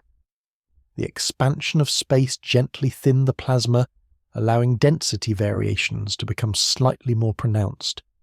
Hills of matter grew a little heavier, valleys grew a little emptier, and gravity, always patient, encouraged these trends. These patterns were delicate at first, so delicate that if the initial fluctuations had been even slightly weaker, the universe might have remained forever smooth, with no galaxies, no stars, no planets. But they were just strong enough, and the universe just old enough, for structure to begin its long, slow emergence. Imagine the patterns as faint echoes on a drumhead, imprinted when the universe was astonishingly young.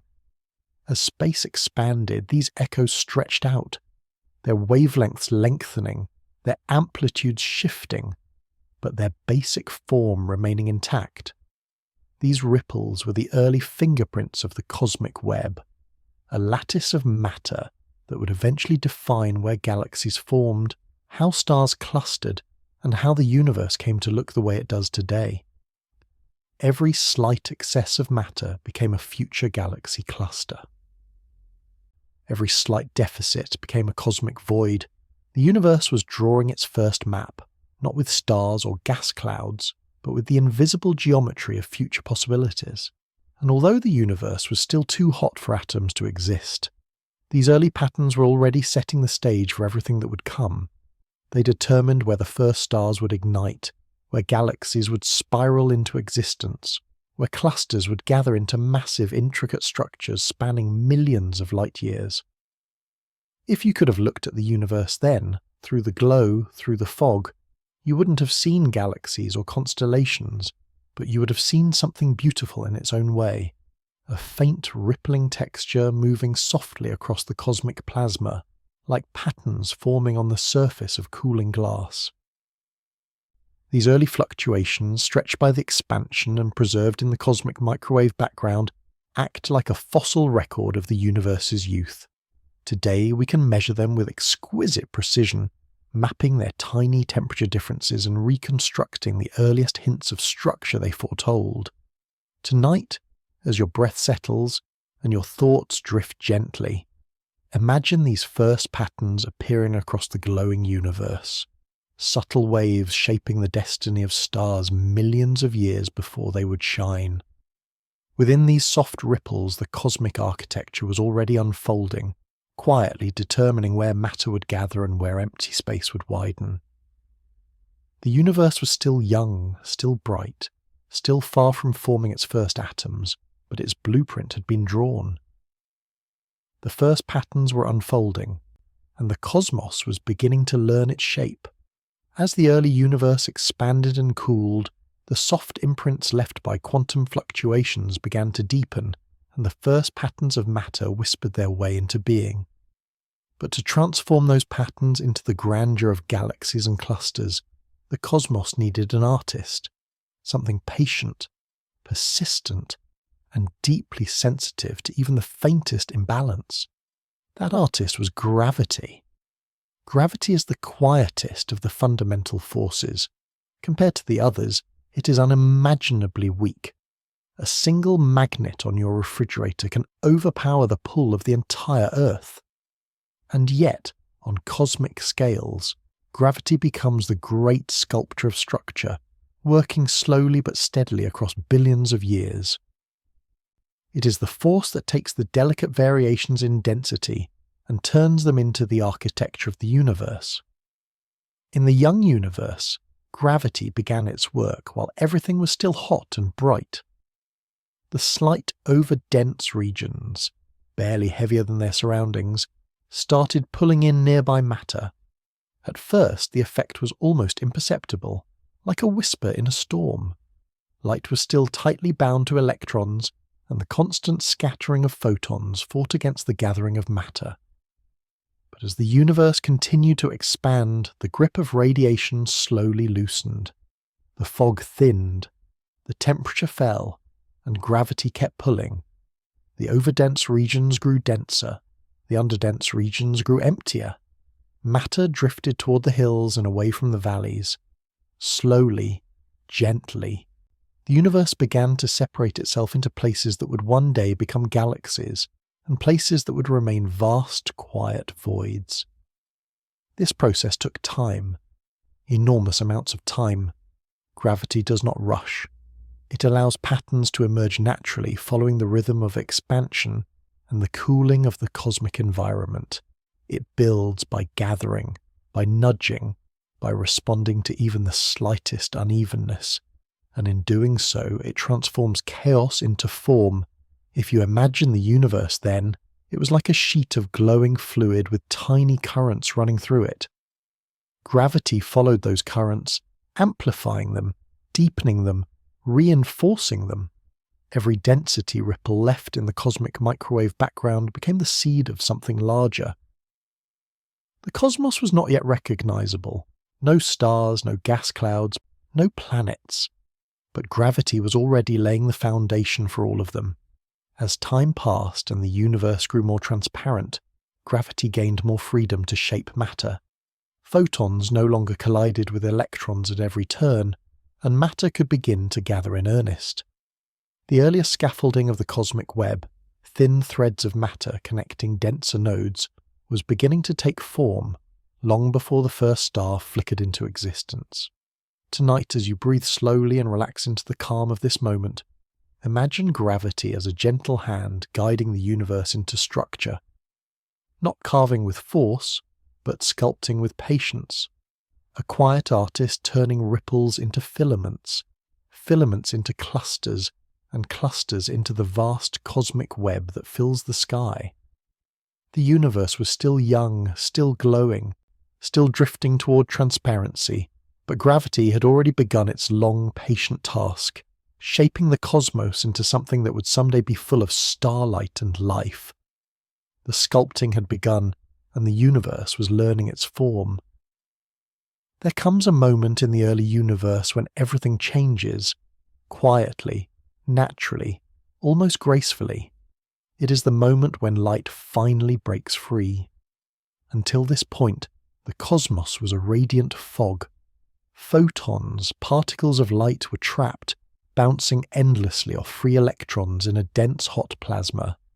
Every direction was brightness, but nothing could be seen. Light could not travel, information could not move. The universe was glowing, yet opaque.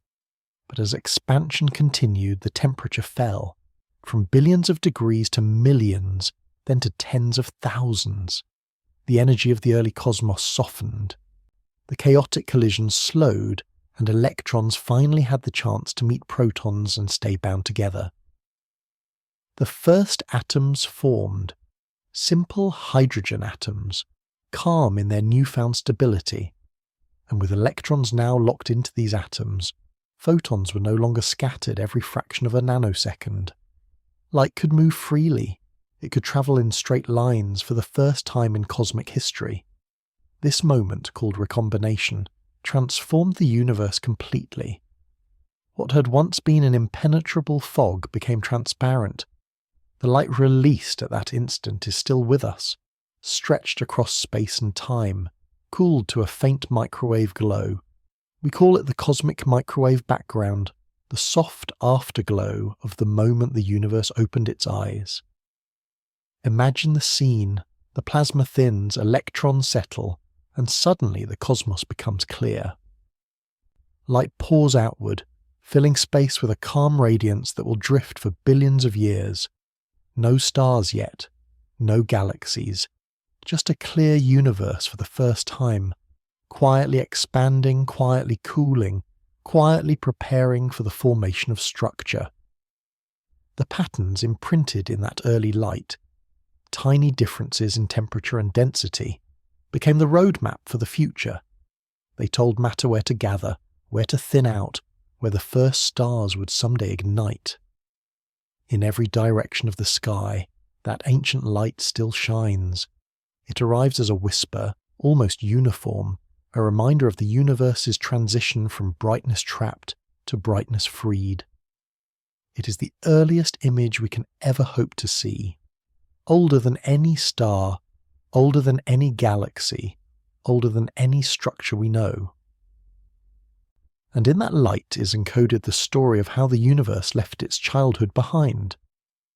Tonight, as your thoughts settle and your breath deepens, imagine drifting in that moment, floating in a newly transparent cosmos, surrounded by the soft glow of freshly freed photons. The universe, once dense and blazing, now expanding into openness. Light, once imprisoned, finally allowed to wander. The fog lifted, the glow softened, and the cosmos began its long journey toward complexity, guided by the first light that ever moved freely across space. With the universe finally transparent and light drifting freely through space, a long period of cosmic quiet began. The glow of the cosmic microwave background softened as the universe expanded, its once brilliant light stretched into faint warmth. For millions of years, the cosmos remained dark. No stars burned, no galaxies spun, only clouds of hydrogen and helium drifted through the vast, cooling space, a silent ocean waiting for its first spark. Gravity, however, was still at work. The gentle imbalances seeded in the earliest moments continued to grow. Tiny overdensities became clouds, clouds became clumps, clumps became deep gravitational wells, and slowly, silently, these wells pulled gas inward, drawing atoms closer together, compressing them, heating them, shaping them into the first potential sanctuaries for light. The universe at this stage was like a night sky without stars, an endless stretch of darkness punctuated only by cold, drifting gas. Yet within the deepest pockets of that darkness, pressure was rising. Hydrogen atoms, simple, abundant, and patient, were being forced into closer and closer contact. As these primordial clouds contracted, their centers grew hotter. Thousands of degrees, hundreds of thousands, millions! Until one day, in scattered corners of the universe, a threshold was crossed. The heat and pressure became so intense that hydrogen atoms could no longer remain separate. Their nuclei fused, releasing energy in a burst of nuclear fire. And just like that, the first stars awakened. Their ignition was quiet by human measure, but transformative on cosmic scales. For the first time since the Big Bang, the universe was no longer dark. Brilliant blue-white giants, far larger than any stars that exist today, lit up the cosmic night. They burned with fierce intensity, living short, dramatic lives before exploding in spectacular supernovae. These early stars were the universe's first alchemists. Inside their blazing cores, they forged the elements heavier than hydrogen and helium, carbon, oxygen, iron, ingredients that would one day form planets, oceans, trees, and living beings. When these giant stars died, they scattered those elements across space, enriching the cosmic medium and preparing it for the stars that would follow, stars more stable and long-lived, capable of hosting planetary systems. The ignition of the first stars also signaled the beginning of a new transformation. The ultraviolet light began to ionize the hydrogen atoms around them, peeling away electrons and altering the state of the universe once again.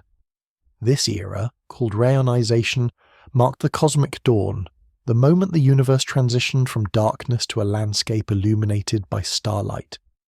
Tonight, as your breath softens and you rest deeper into calm, imagine drifting through that early cosmos. See the darkness stretching endlessly in every direction.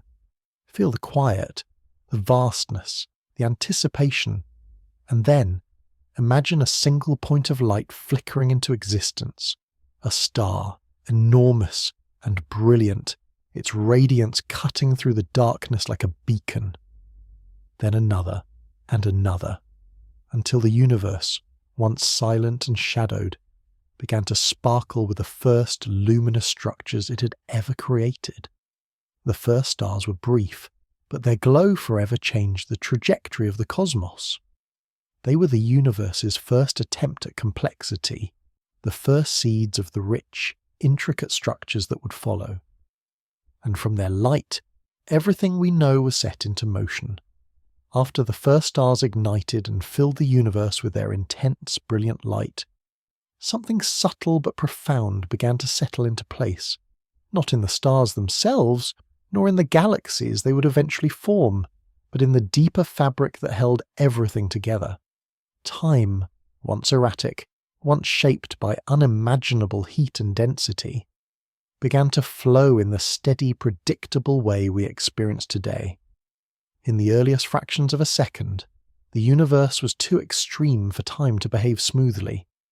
Quantum fluctuations dominated, space-time trembled, and the very concept of before and after was blurred by the chaos of creation. Even as the universe expanded and cooled during the first moments, time still carried a kind of unevenness, a sensitivity to conditions so intense that its passage was unlike anything we know. But as the cosmic environment evolved, atoms forming, light freeing itself, gravity sculpting the first structures, the wildness softened. The fabric of space-time relaxed into a stable geometry, no longer distorted by the unimaginable densities of its earliest phase. The expansion slowed from its initial frantic pace into something gentler, governed more by gravity and structure than by explosive inflation. Time began to resemble a calm river rather than a storm. With the formation of the first stars, this transformation deepened. Their light marked the universe's transition from opacity to clarity, from a glowing fog to an illuminated expanse where events could be separated cleanly, measured meaningfully, and connected in ways that reflected familiar physics. It was only now, hundreds of millions of years after the Big Bang, that time could be said to flow in the way we experience it, linear, measurable, predictable. Imagine drifting through those early epochs. Before transparency, time felt thick, tangled, every photon was trapped, scattering endlessly, unable to carry information across space. After recombination, time softened, but the universe was still dark, still waiting for its luminous anchors. With the birth of stars, the cosmos gained a rhythm. Starlight travelled freely across the void, marking distance and duration. Nuclear reactions inside stellar cores served as cosmic clocks, ticking in ways that followed stable, comprehensible laws. And as galaxies slowly gathered into spirals and clusters, time became even more regular. Gravity pulled matter into structures that moved in graceful cycles, stars orbiting galactic centers, planets forming around stars, clusters drawn into larger filaments. These patterns gave the universe a temporal consistency, a sense of unfolding history. Cosmic time, as we know it, is not just a dimension. It's a behavior, a property of the universe that only becomes steady when space-time calms and structure exists. Before this era, time was real but not gentle. After it, time became the soft current in which cosmic evolution could unfold.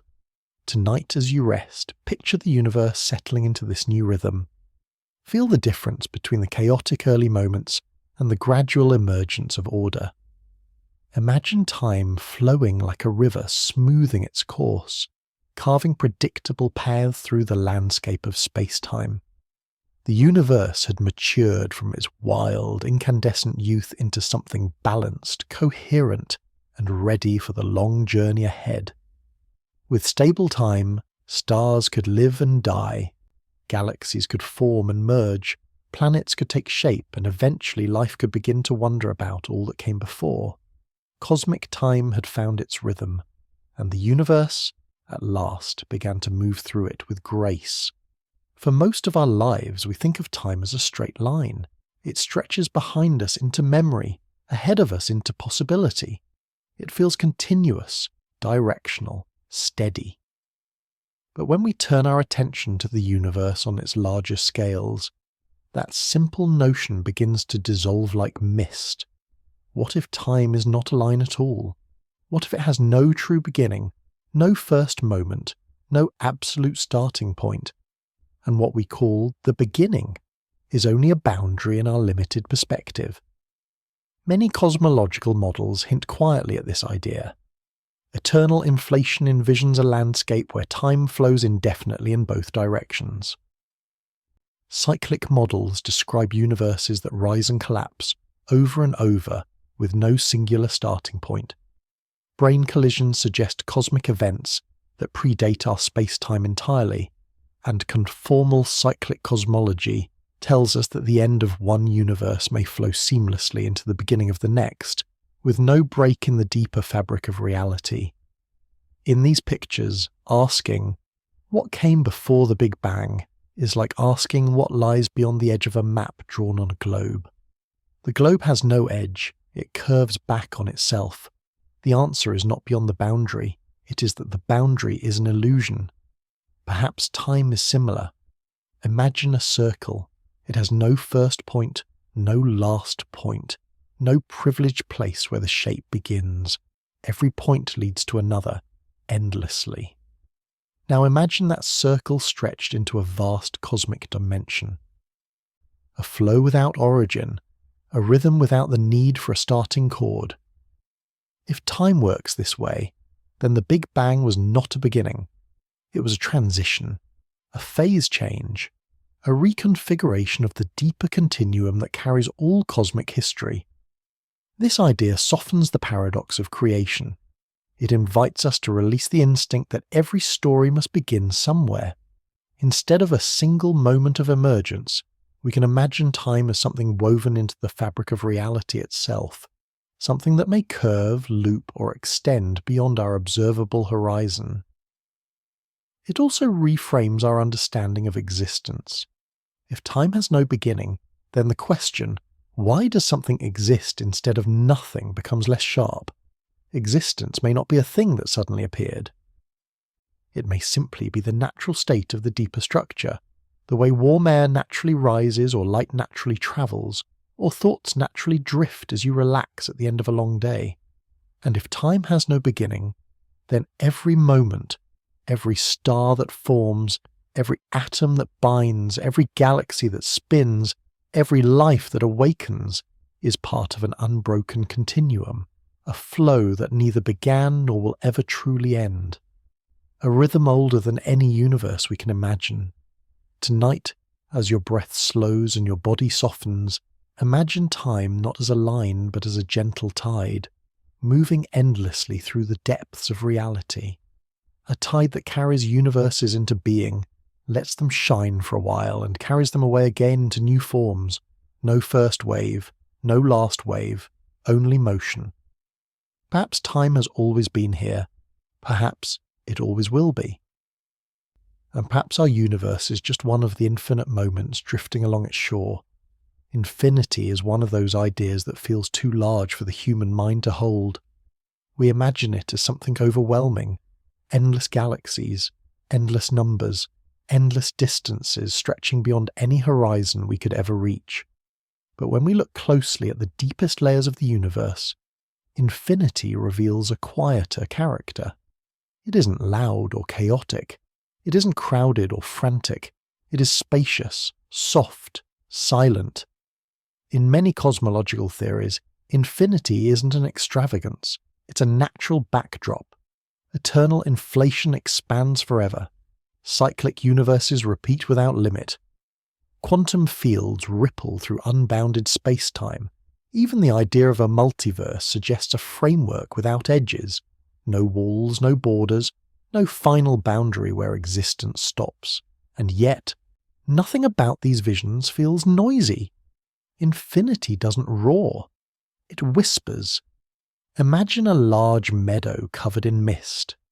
You can see only a few meters in front of you, and everything beyond fades into a soft, pale haze.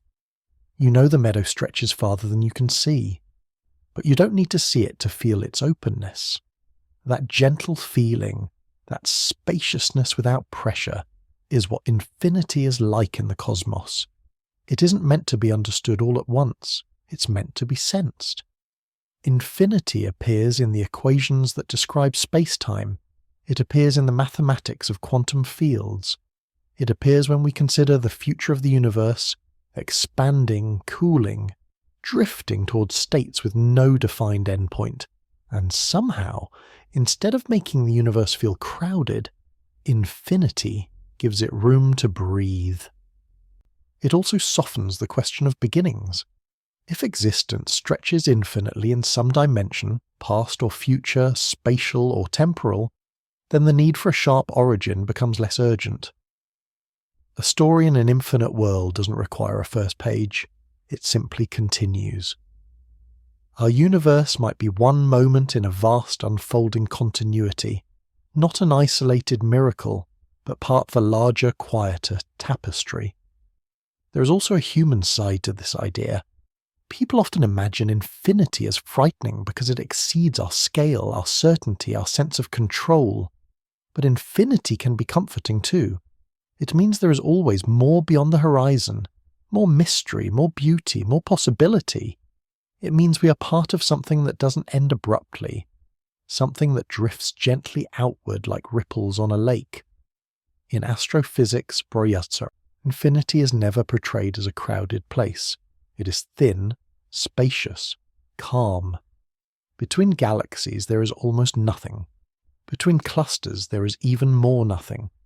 The universe becomes more silent, not less, as it stretches toward infinity. That silence is a reminder that even the larger scales of existence carry a softness, a kind of cosmic stillness. Tonight, as you settle deeper into rest, imagine infinity not as a vastness you must understand, but as a calm presence you can rest within. Feel it as an open sky with no edges, as a landscape with no walls, as a gentle spaciousness that asks nothing of you and simply allows you to drift. Infinity isn't overwhelming when approached with quiet curiosity.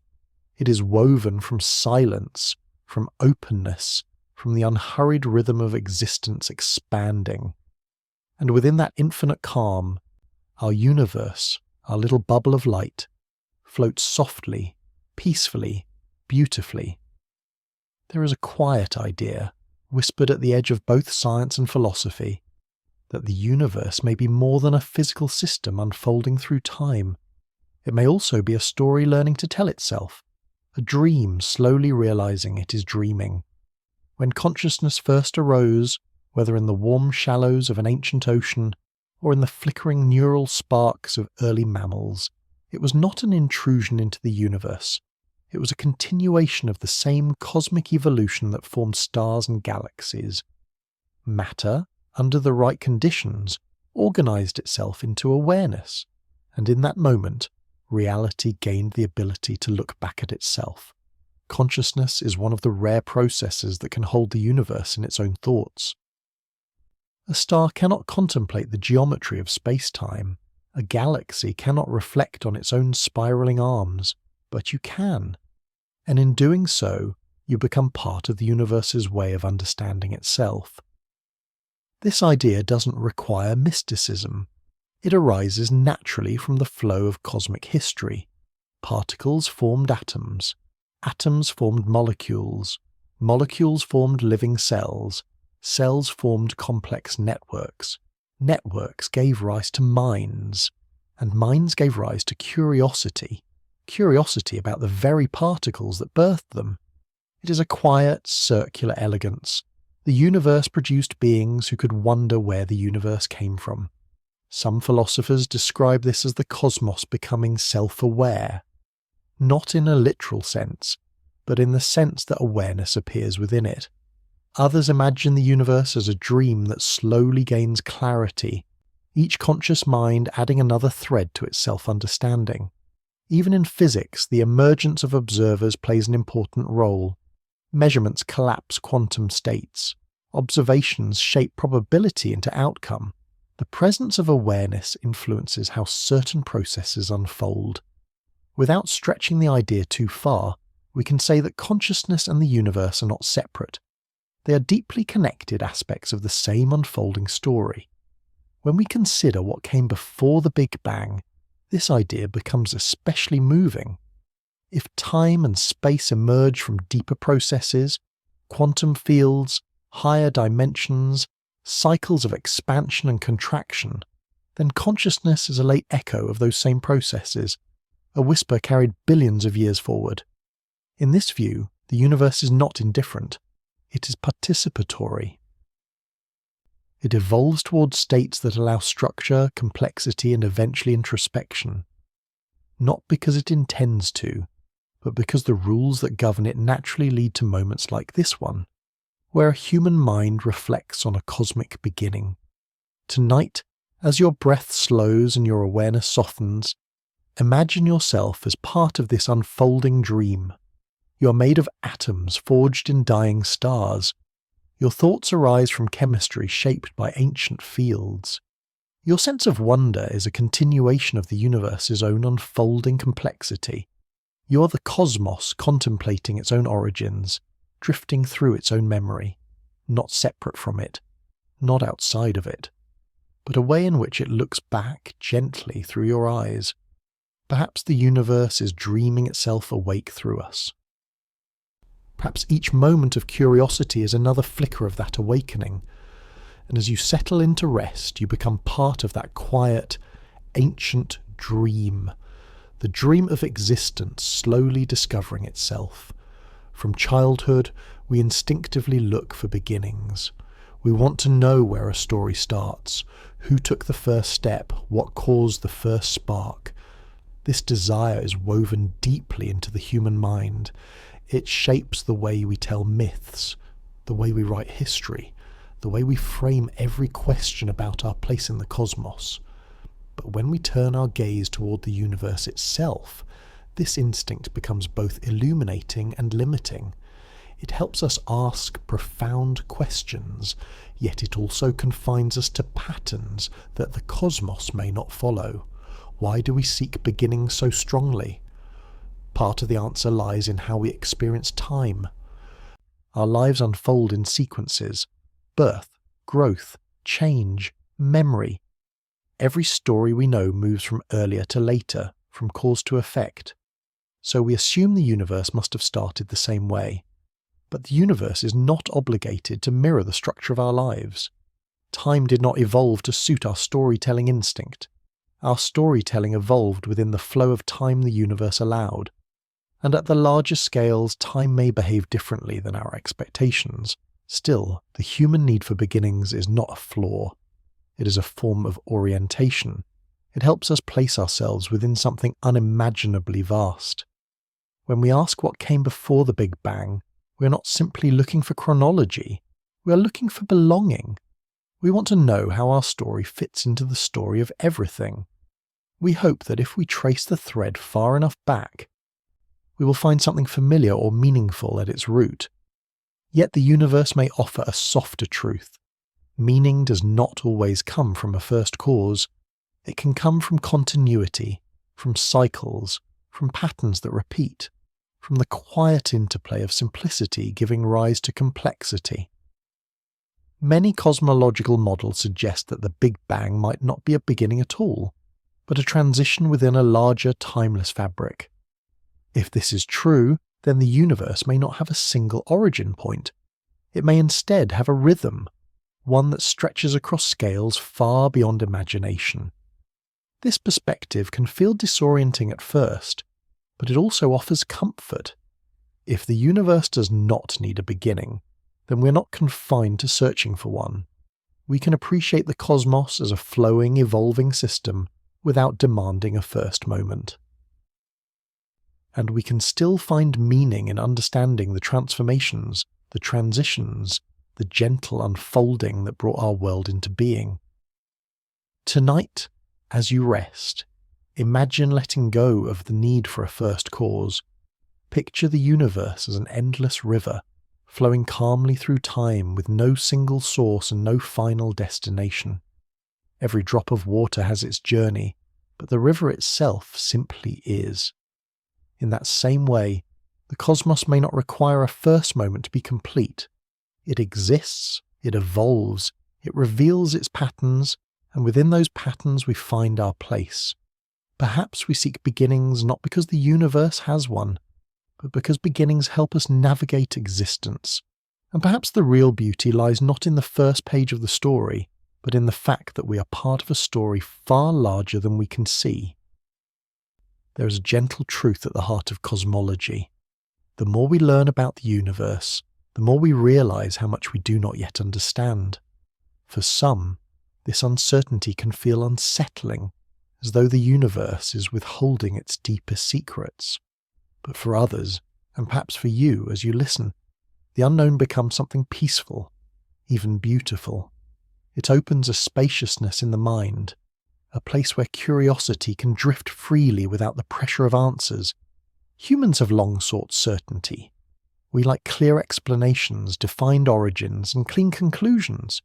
Yet when we explore the cosmos, we encounter reality so vast, so ancient, so subtle, that our usual ways of knowing become small.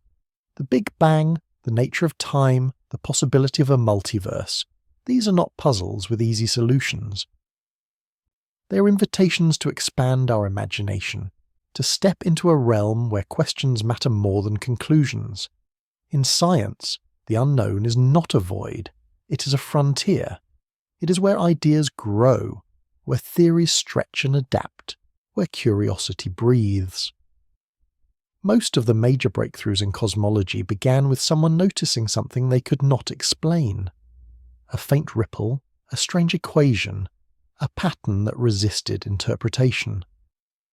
Each mystery pulled scientists closer to deeper truths, even if the final answer remained out of reach. There is a quiet beauty in this process. The universe does not reveal everything at once. It lets us glimpse just enough to keep moving, just enough to kindle wonder. The cosmic microwave background gives us a snapshot of the universe's infancy, but not its birth. Gravity shows us the shape of the cosmos, but not its origin. Quantum physics hints at deeper layers of reality, but not the full architecture beneath them. The unanswered questions become part of the universe's poetry. And perhaps that is fitting. After all, we do not find peace in knowing everything. We find peace in embracing what we can understand while allowing space for mystery. The unknown creates depth. It gives our curiosity a horizon instead of a wall. It lets us imagine what lies beyond the edges of knowledge, beyond the limits of our senses, beyond even the boundaries of our universe. Tonight, as you rest, imagine yourself standing beneath a vast night sky. The stars above you stretch farther than your eyes can trace. Some are bright, clear, and familiar. Others flicker gently on the edge of perception, and beyond them lie countless stars you cannot see, galaxies you will never visit, and cosmic truths that remain just out of reach. The sky is not less beautiful because you cannot see everything. In fact, it is more beautiful because of what it leaves to the imagination. The same is true for the Big Bang, for the question of what came before, for the nature of time itself. Not knowing is not a failure, it is an open doorway. It reminds us that the universe is greater than our understanding, larger than our questions, and deeper than our instruments can measure. And in that vastness we find a calm that comes from humility, a peaceful recognition that mystery is not something to fear, but something to rest within. The beauty of not knowing is the space it gives us to wonder, and wonder is where the heart of discovery lives. As vast and ancient as the universe is, it has always been quietly shaping the conditions that allowed you to exist. From the first moments of expansion to the formation of stars, from starlight forging elements to planets gathering those elements into oceans and air, The cosmos has been unfolding in a way that eventually led to consciousness, your consciousness, opening its eyes on a tiny world orbiting an ordinary star. It's easy to feel small when thinking about the Big Bang or the multiverse. The scales are immense, the time scales incomprehensible. Yet in another sense, you are deeply connected to all of it. You're not separate from the universe. You're a continuation of its story. Every atom in your body was once part of the cosmic plasma, drifting through the newborn universe. Every proton that forms your bones was created in the first seconds after the Big Bang. And every element heavier than hydrogen inside you, carbon, nitrogen, calcium, iron, was forged in the heart of a star and released in an explosion billions of years before Earth formed. You're not just in the universe. You are of it. Consider the chain of events that led to this moment. The universe had to expand at just the right rate. The forces of nature had to settle into the precise strengths needed for atoms to bind. Gravity had to sculpt galaxies. Galaxies had to form stars. Stars had to synthesize elements. And those elements had to drift through space until a small star system coalesced around a spiral arm of the Milky Way. On one of its planets, liquids gathered and chemistry stirred. Over unimaginable stretches of time, life emerged, evolved, and eventually produced minds capable of wonder. Your presence here is the result of cosmic expansion, cosmic cooling, cosmic structure, cosmic time. In a very real sense, you are a child of the universe's unfolding. And this connection runs deeper still. The curiosity that brings you to ask what came before the Big Bang is the same curiosity that propelled galaxies into motion, the same drive for complexity that allowed life to bloom on Earth. The universe tends toward structure, toward patterns, toward the emergence of intelligence. You are part of that tendency, a reflection of its deeper nature. People sometimes imagine themselves as insignificant because of the universe's size. But the size of the universe is not meant to diminish you. It is meant to show you where you come from. The atoms in your body have travelled across cosmic time. The neurons in your brain carry patterns shaped by billions of years of evolution. The thoughts you're thinking right now are made possible by the same laws that guided the first light across an empty sky. Tonight, as you settle into rest, imagine yourself floating gently within the universe, not at its edge, not beneath its grandeur, but inside its flow, woven from the same matter and governed by the same laws. The universe has been expanding for nearly 14 billion years, and you are part of that expansion. Your existence is not an accident, but an expression of the cosmos exploring what it can become. You're a child of expansion, a moment of awareness in a universe that has taken billions of years to learn how to see itself. Every moment of the universe's history is still with us in some form, not as clear memories, not as scenes we can replay, but as traces woven quietly into the fabric of reality. When we look at the cosmos with sensitive instruments, we are not merely observing distant galaxies, we are reading the universe's own diary, written across time. In this sense, the universe remembers. Its first breath is recorded in the soft glow of the cosmic microwave background, the faint radiation that drifts through all of space. This ancient light is a snapshot from when the universe was just 380,000 years old, long before stars, planets, or galaxies existed. The tiny temperature variations in that light carry clues about the earliest tremors after the Big Bang, the ripples that eventually became clusters of galaxies. It is the closest thing we have to seeing the universe's infancy directly. But the memory goes deeper than light. It is imprinted in the distribution of galaxies across billions of light years, in the way matter clumps and stretches into filaments and voids. The cosmic web is not random. Its structure echoes decisions made in the earlier seconds, how inflation stretched space, how density fluctuations took shape, how gravity sculpted the first patterns. When astronomers map the large-scale structure of the universe, they are essentially mapping ancient conditions preserved for eons. The universe also remembers through the atoms inside you. The hydrogen in your water and your DNA was created in the first minutes after the Big Bang. The calcium in your bones was forged in ancient stars that lived and died long before the sun formed. The iron in your blood came from a supernova explosion more than 5 billion years ago. Every breath you take contains molecules that have travelled across the galaxy, carried through cycles of stellar birth and death. Your body is a tapestry of cosmic memory. Even the flow of time itself is shaped by the universe's early conditions. The expansion rate, the rhythm that guides galaxies apart, was set by the energy of the young cosmos.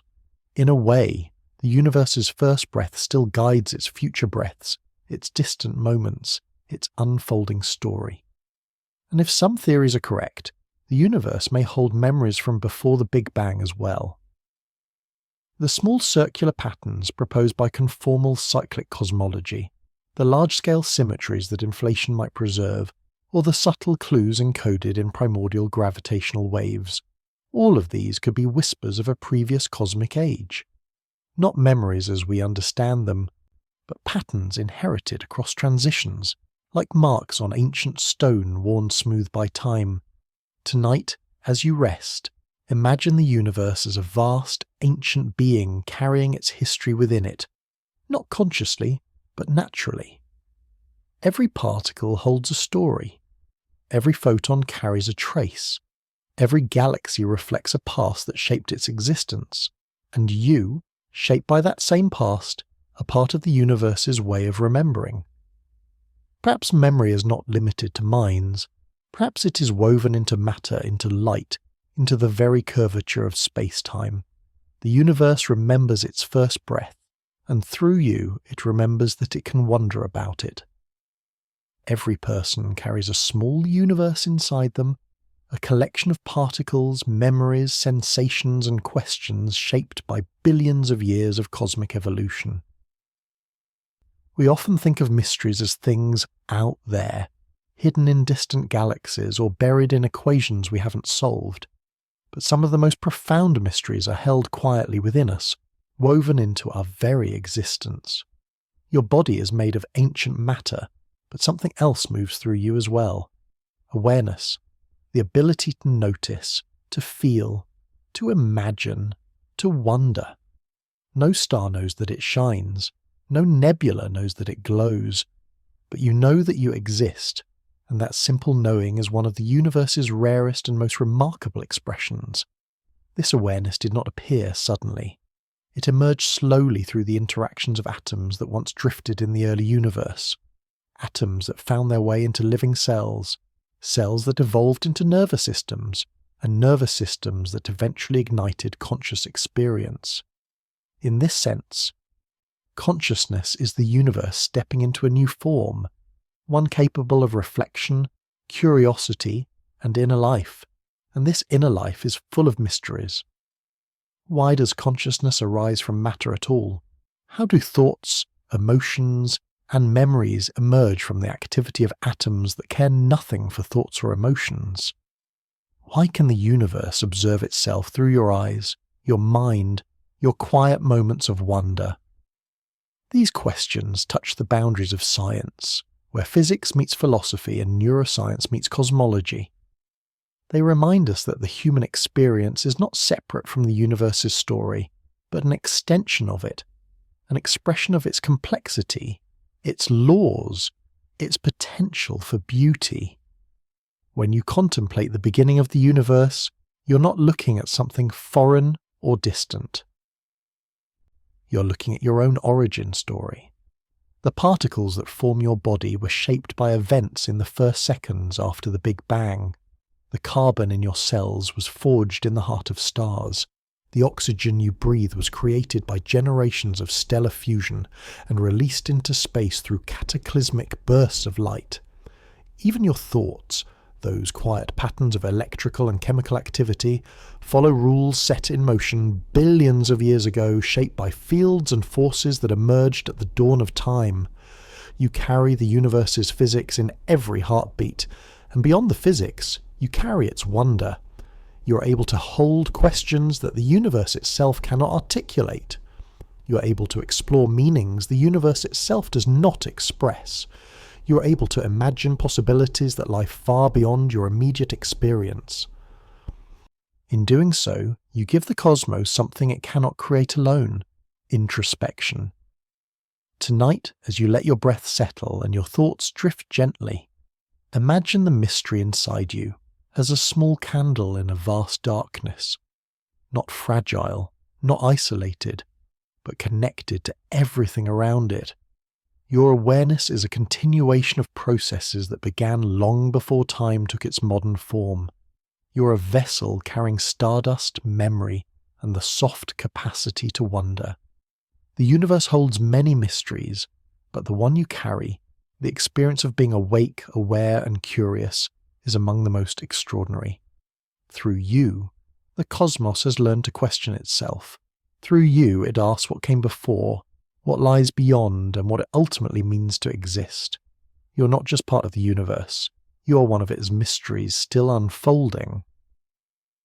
As we drift toward the final chapters of this journey, we arrive at a place where even the most advanced theories begin to soften, where mathematics speaks in whispers, where observations reach their limits, and where our deepest questions stretch. Beyond what the universe allows us to know, this place is the horizon of unanswerable questions, the quiet edge where knowledge dissolves into wonder. Not every question has an answer the universe can reveal. Some answers are hidden behind the cosmic microwave background, behind the opacity of the earliest plasma. Some are concealed within the quantum foam, where space-time itself flickers uncertainly. Some lie outside our observable bubble, unreachable across expanding space. And some may be blocked forever by the nature of time itself. At first, this can feel frustrating. We want clarity. We want origins. We want to trace the story back to its very first moment. But the universe tells us gently, beyond certain boundaries, questions themselves lose meaning.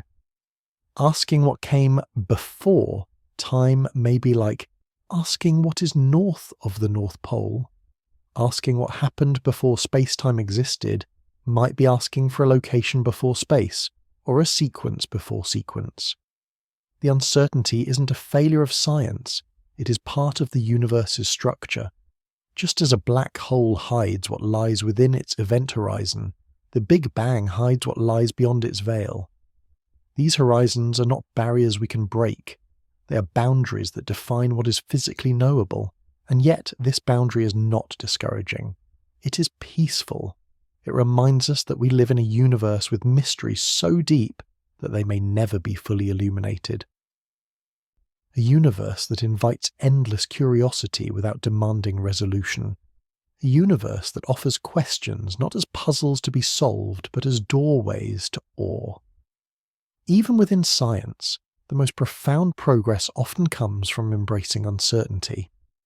Quantum mechanics teaches us that not everything can be known precisely. Relativity teaches us that perception of time and space depends on perspective. Cosmology teaches us that we see only a small fraction of what exists, and even that view is shaped by the limits of light. Our minds naturally seek closure, but the universe offers instead a horizon, a boundary where inquiry transforms into contemplation. Tonight, imagine standing on a quiet shoreline at dusk. The horizon is far away, glowing faintly as the sky darkens. You know the world doesn't end there. It simply continues beyond what you can see. The horizon's beauty comes not from what it reveals, but from the way it invites your mind to wander. The cosmic horizon works the same way. It marks the edge of what we can know, but not the edge of what exists. Beyond it, the universe may continue into infinite space, into other universes, or into realms where time behaves differently. We cannot see those places, but we can feel their possibility. And that possibility is a kind of quiet comfort. It means the story is bigger than us, bigger than our instruments, bigger than our theories, bigger than any single perspective. It reminds us that the search itself is meaningful, even when the answers remain out of reach. At the horizon of unanswerable questions, we don't find endings. We find wonder. Now, as we drift gently back from the vast landscapes of cosmology, the quantum foam, the cycles of universes, the drifting branes, the endless expansion, we arrive once again at the question that began our journey. What came before the Big Bang? After exploring so many perspectives, the question feels different now, softer, wider, less like a puzzle that demands a single answer, and more like a doorway that opens into deeper understanding. We have wandered through theories that propose earlier universes, higher dimensional collisions, pulse-like cycles of expansion, and the possibility that time itself had no first moment. We've explored the idea that the Big Bang was not a beginning at all, but a transition, a boundary between states, a shift in fields, a moment of ignition in a much older and larger reality. And through all of it, one feeling remains: humility. The recognition that the cosmos is older, deeper, and more intricate than any single description can capture. But with that humility comes something gentle and beautiful, a sense of connection. Because even though we cannot know everything, we can feel our place within it. We emerge from the very processes we've been contemplating. The atoms in your body were shaped by the early universe. The thoughts drifting through your mind right now arise from particles forged in stars. The curiosity that brought you here is part of the cosmos reflecting on its own origins. So what came before the Big Bang? Perhaps another universe, perhaps a timeless quantum state, perhaps a higher dimensional landscape, perhaps something beyond all current theories, or perhaps the question itself dissolves at the edges of meaning, revealing not an answer but a deeper truth, that existence flows, transforms, and renews in ways we're only beginning to imagine. As you lie here, breathing softly, let the uncertainty become comfort. Let the mystery become a place to rest. The universe doesn't require you to solve it. It only invites you to feel its vastness, its gentleness, its quiet, unbroken continuity. You are part of that continuity, woven from the same fabric, shaped by the same forces, carried forward by the same expansion that began long before human history. The question that brought you here, what came before the Big Bang, need not resolve into a single truth tonight. It can simply be a point of calm, a reminder of how beautifully large the cosmos is, how ancient its story, and how gracefully it holds both the known and the unknown. And as you rest, that vastness can feel like a blanket, soft, expansive, timeless. You're drifting now at the edge of sleep, carried by the rhythm of your breath and the quiet hum of cosmic history. Allow the universe to hold your thoughts, your questions, your wonder. Let them settle like dust in a beam of starlight, and when you're ready, let yourself drift fully into rest, knowing that the cosmos moves gently, endlessly forward, and you move with it. Everything flows. Sleep in that motion,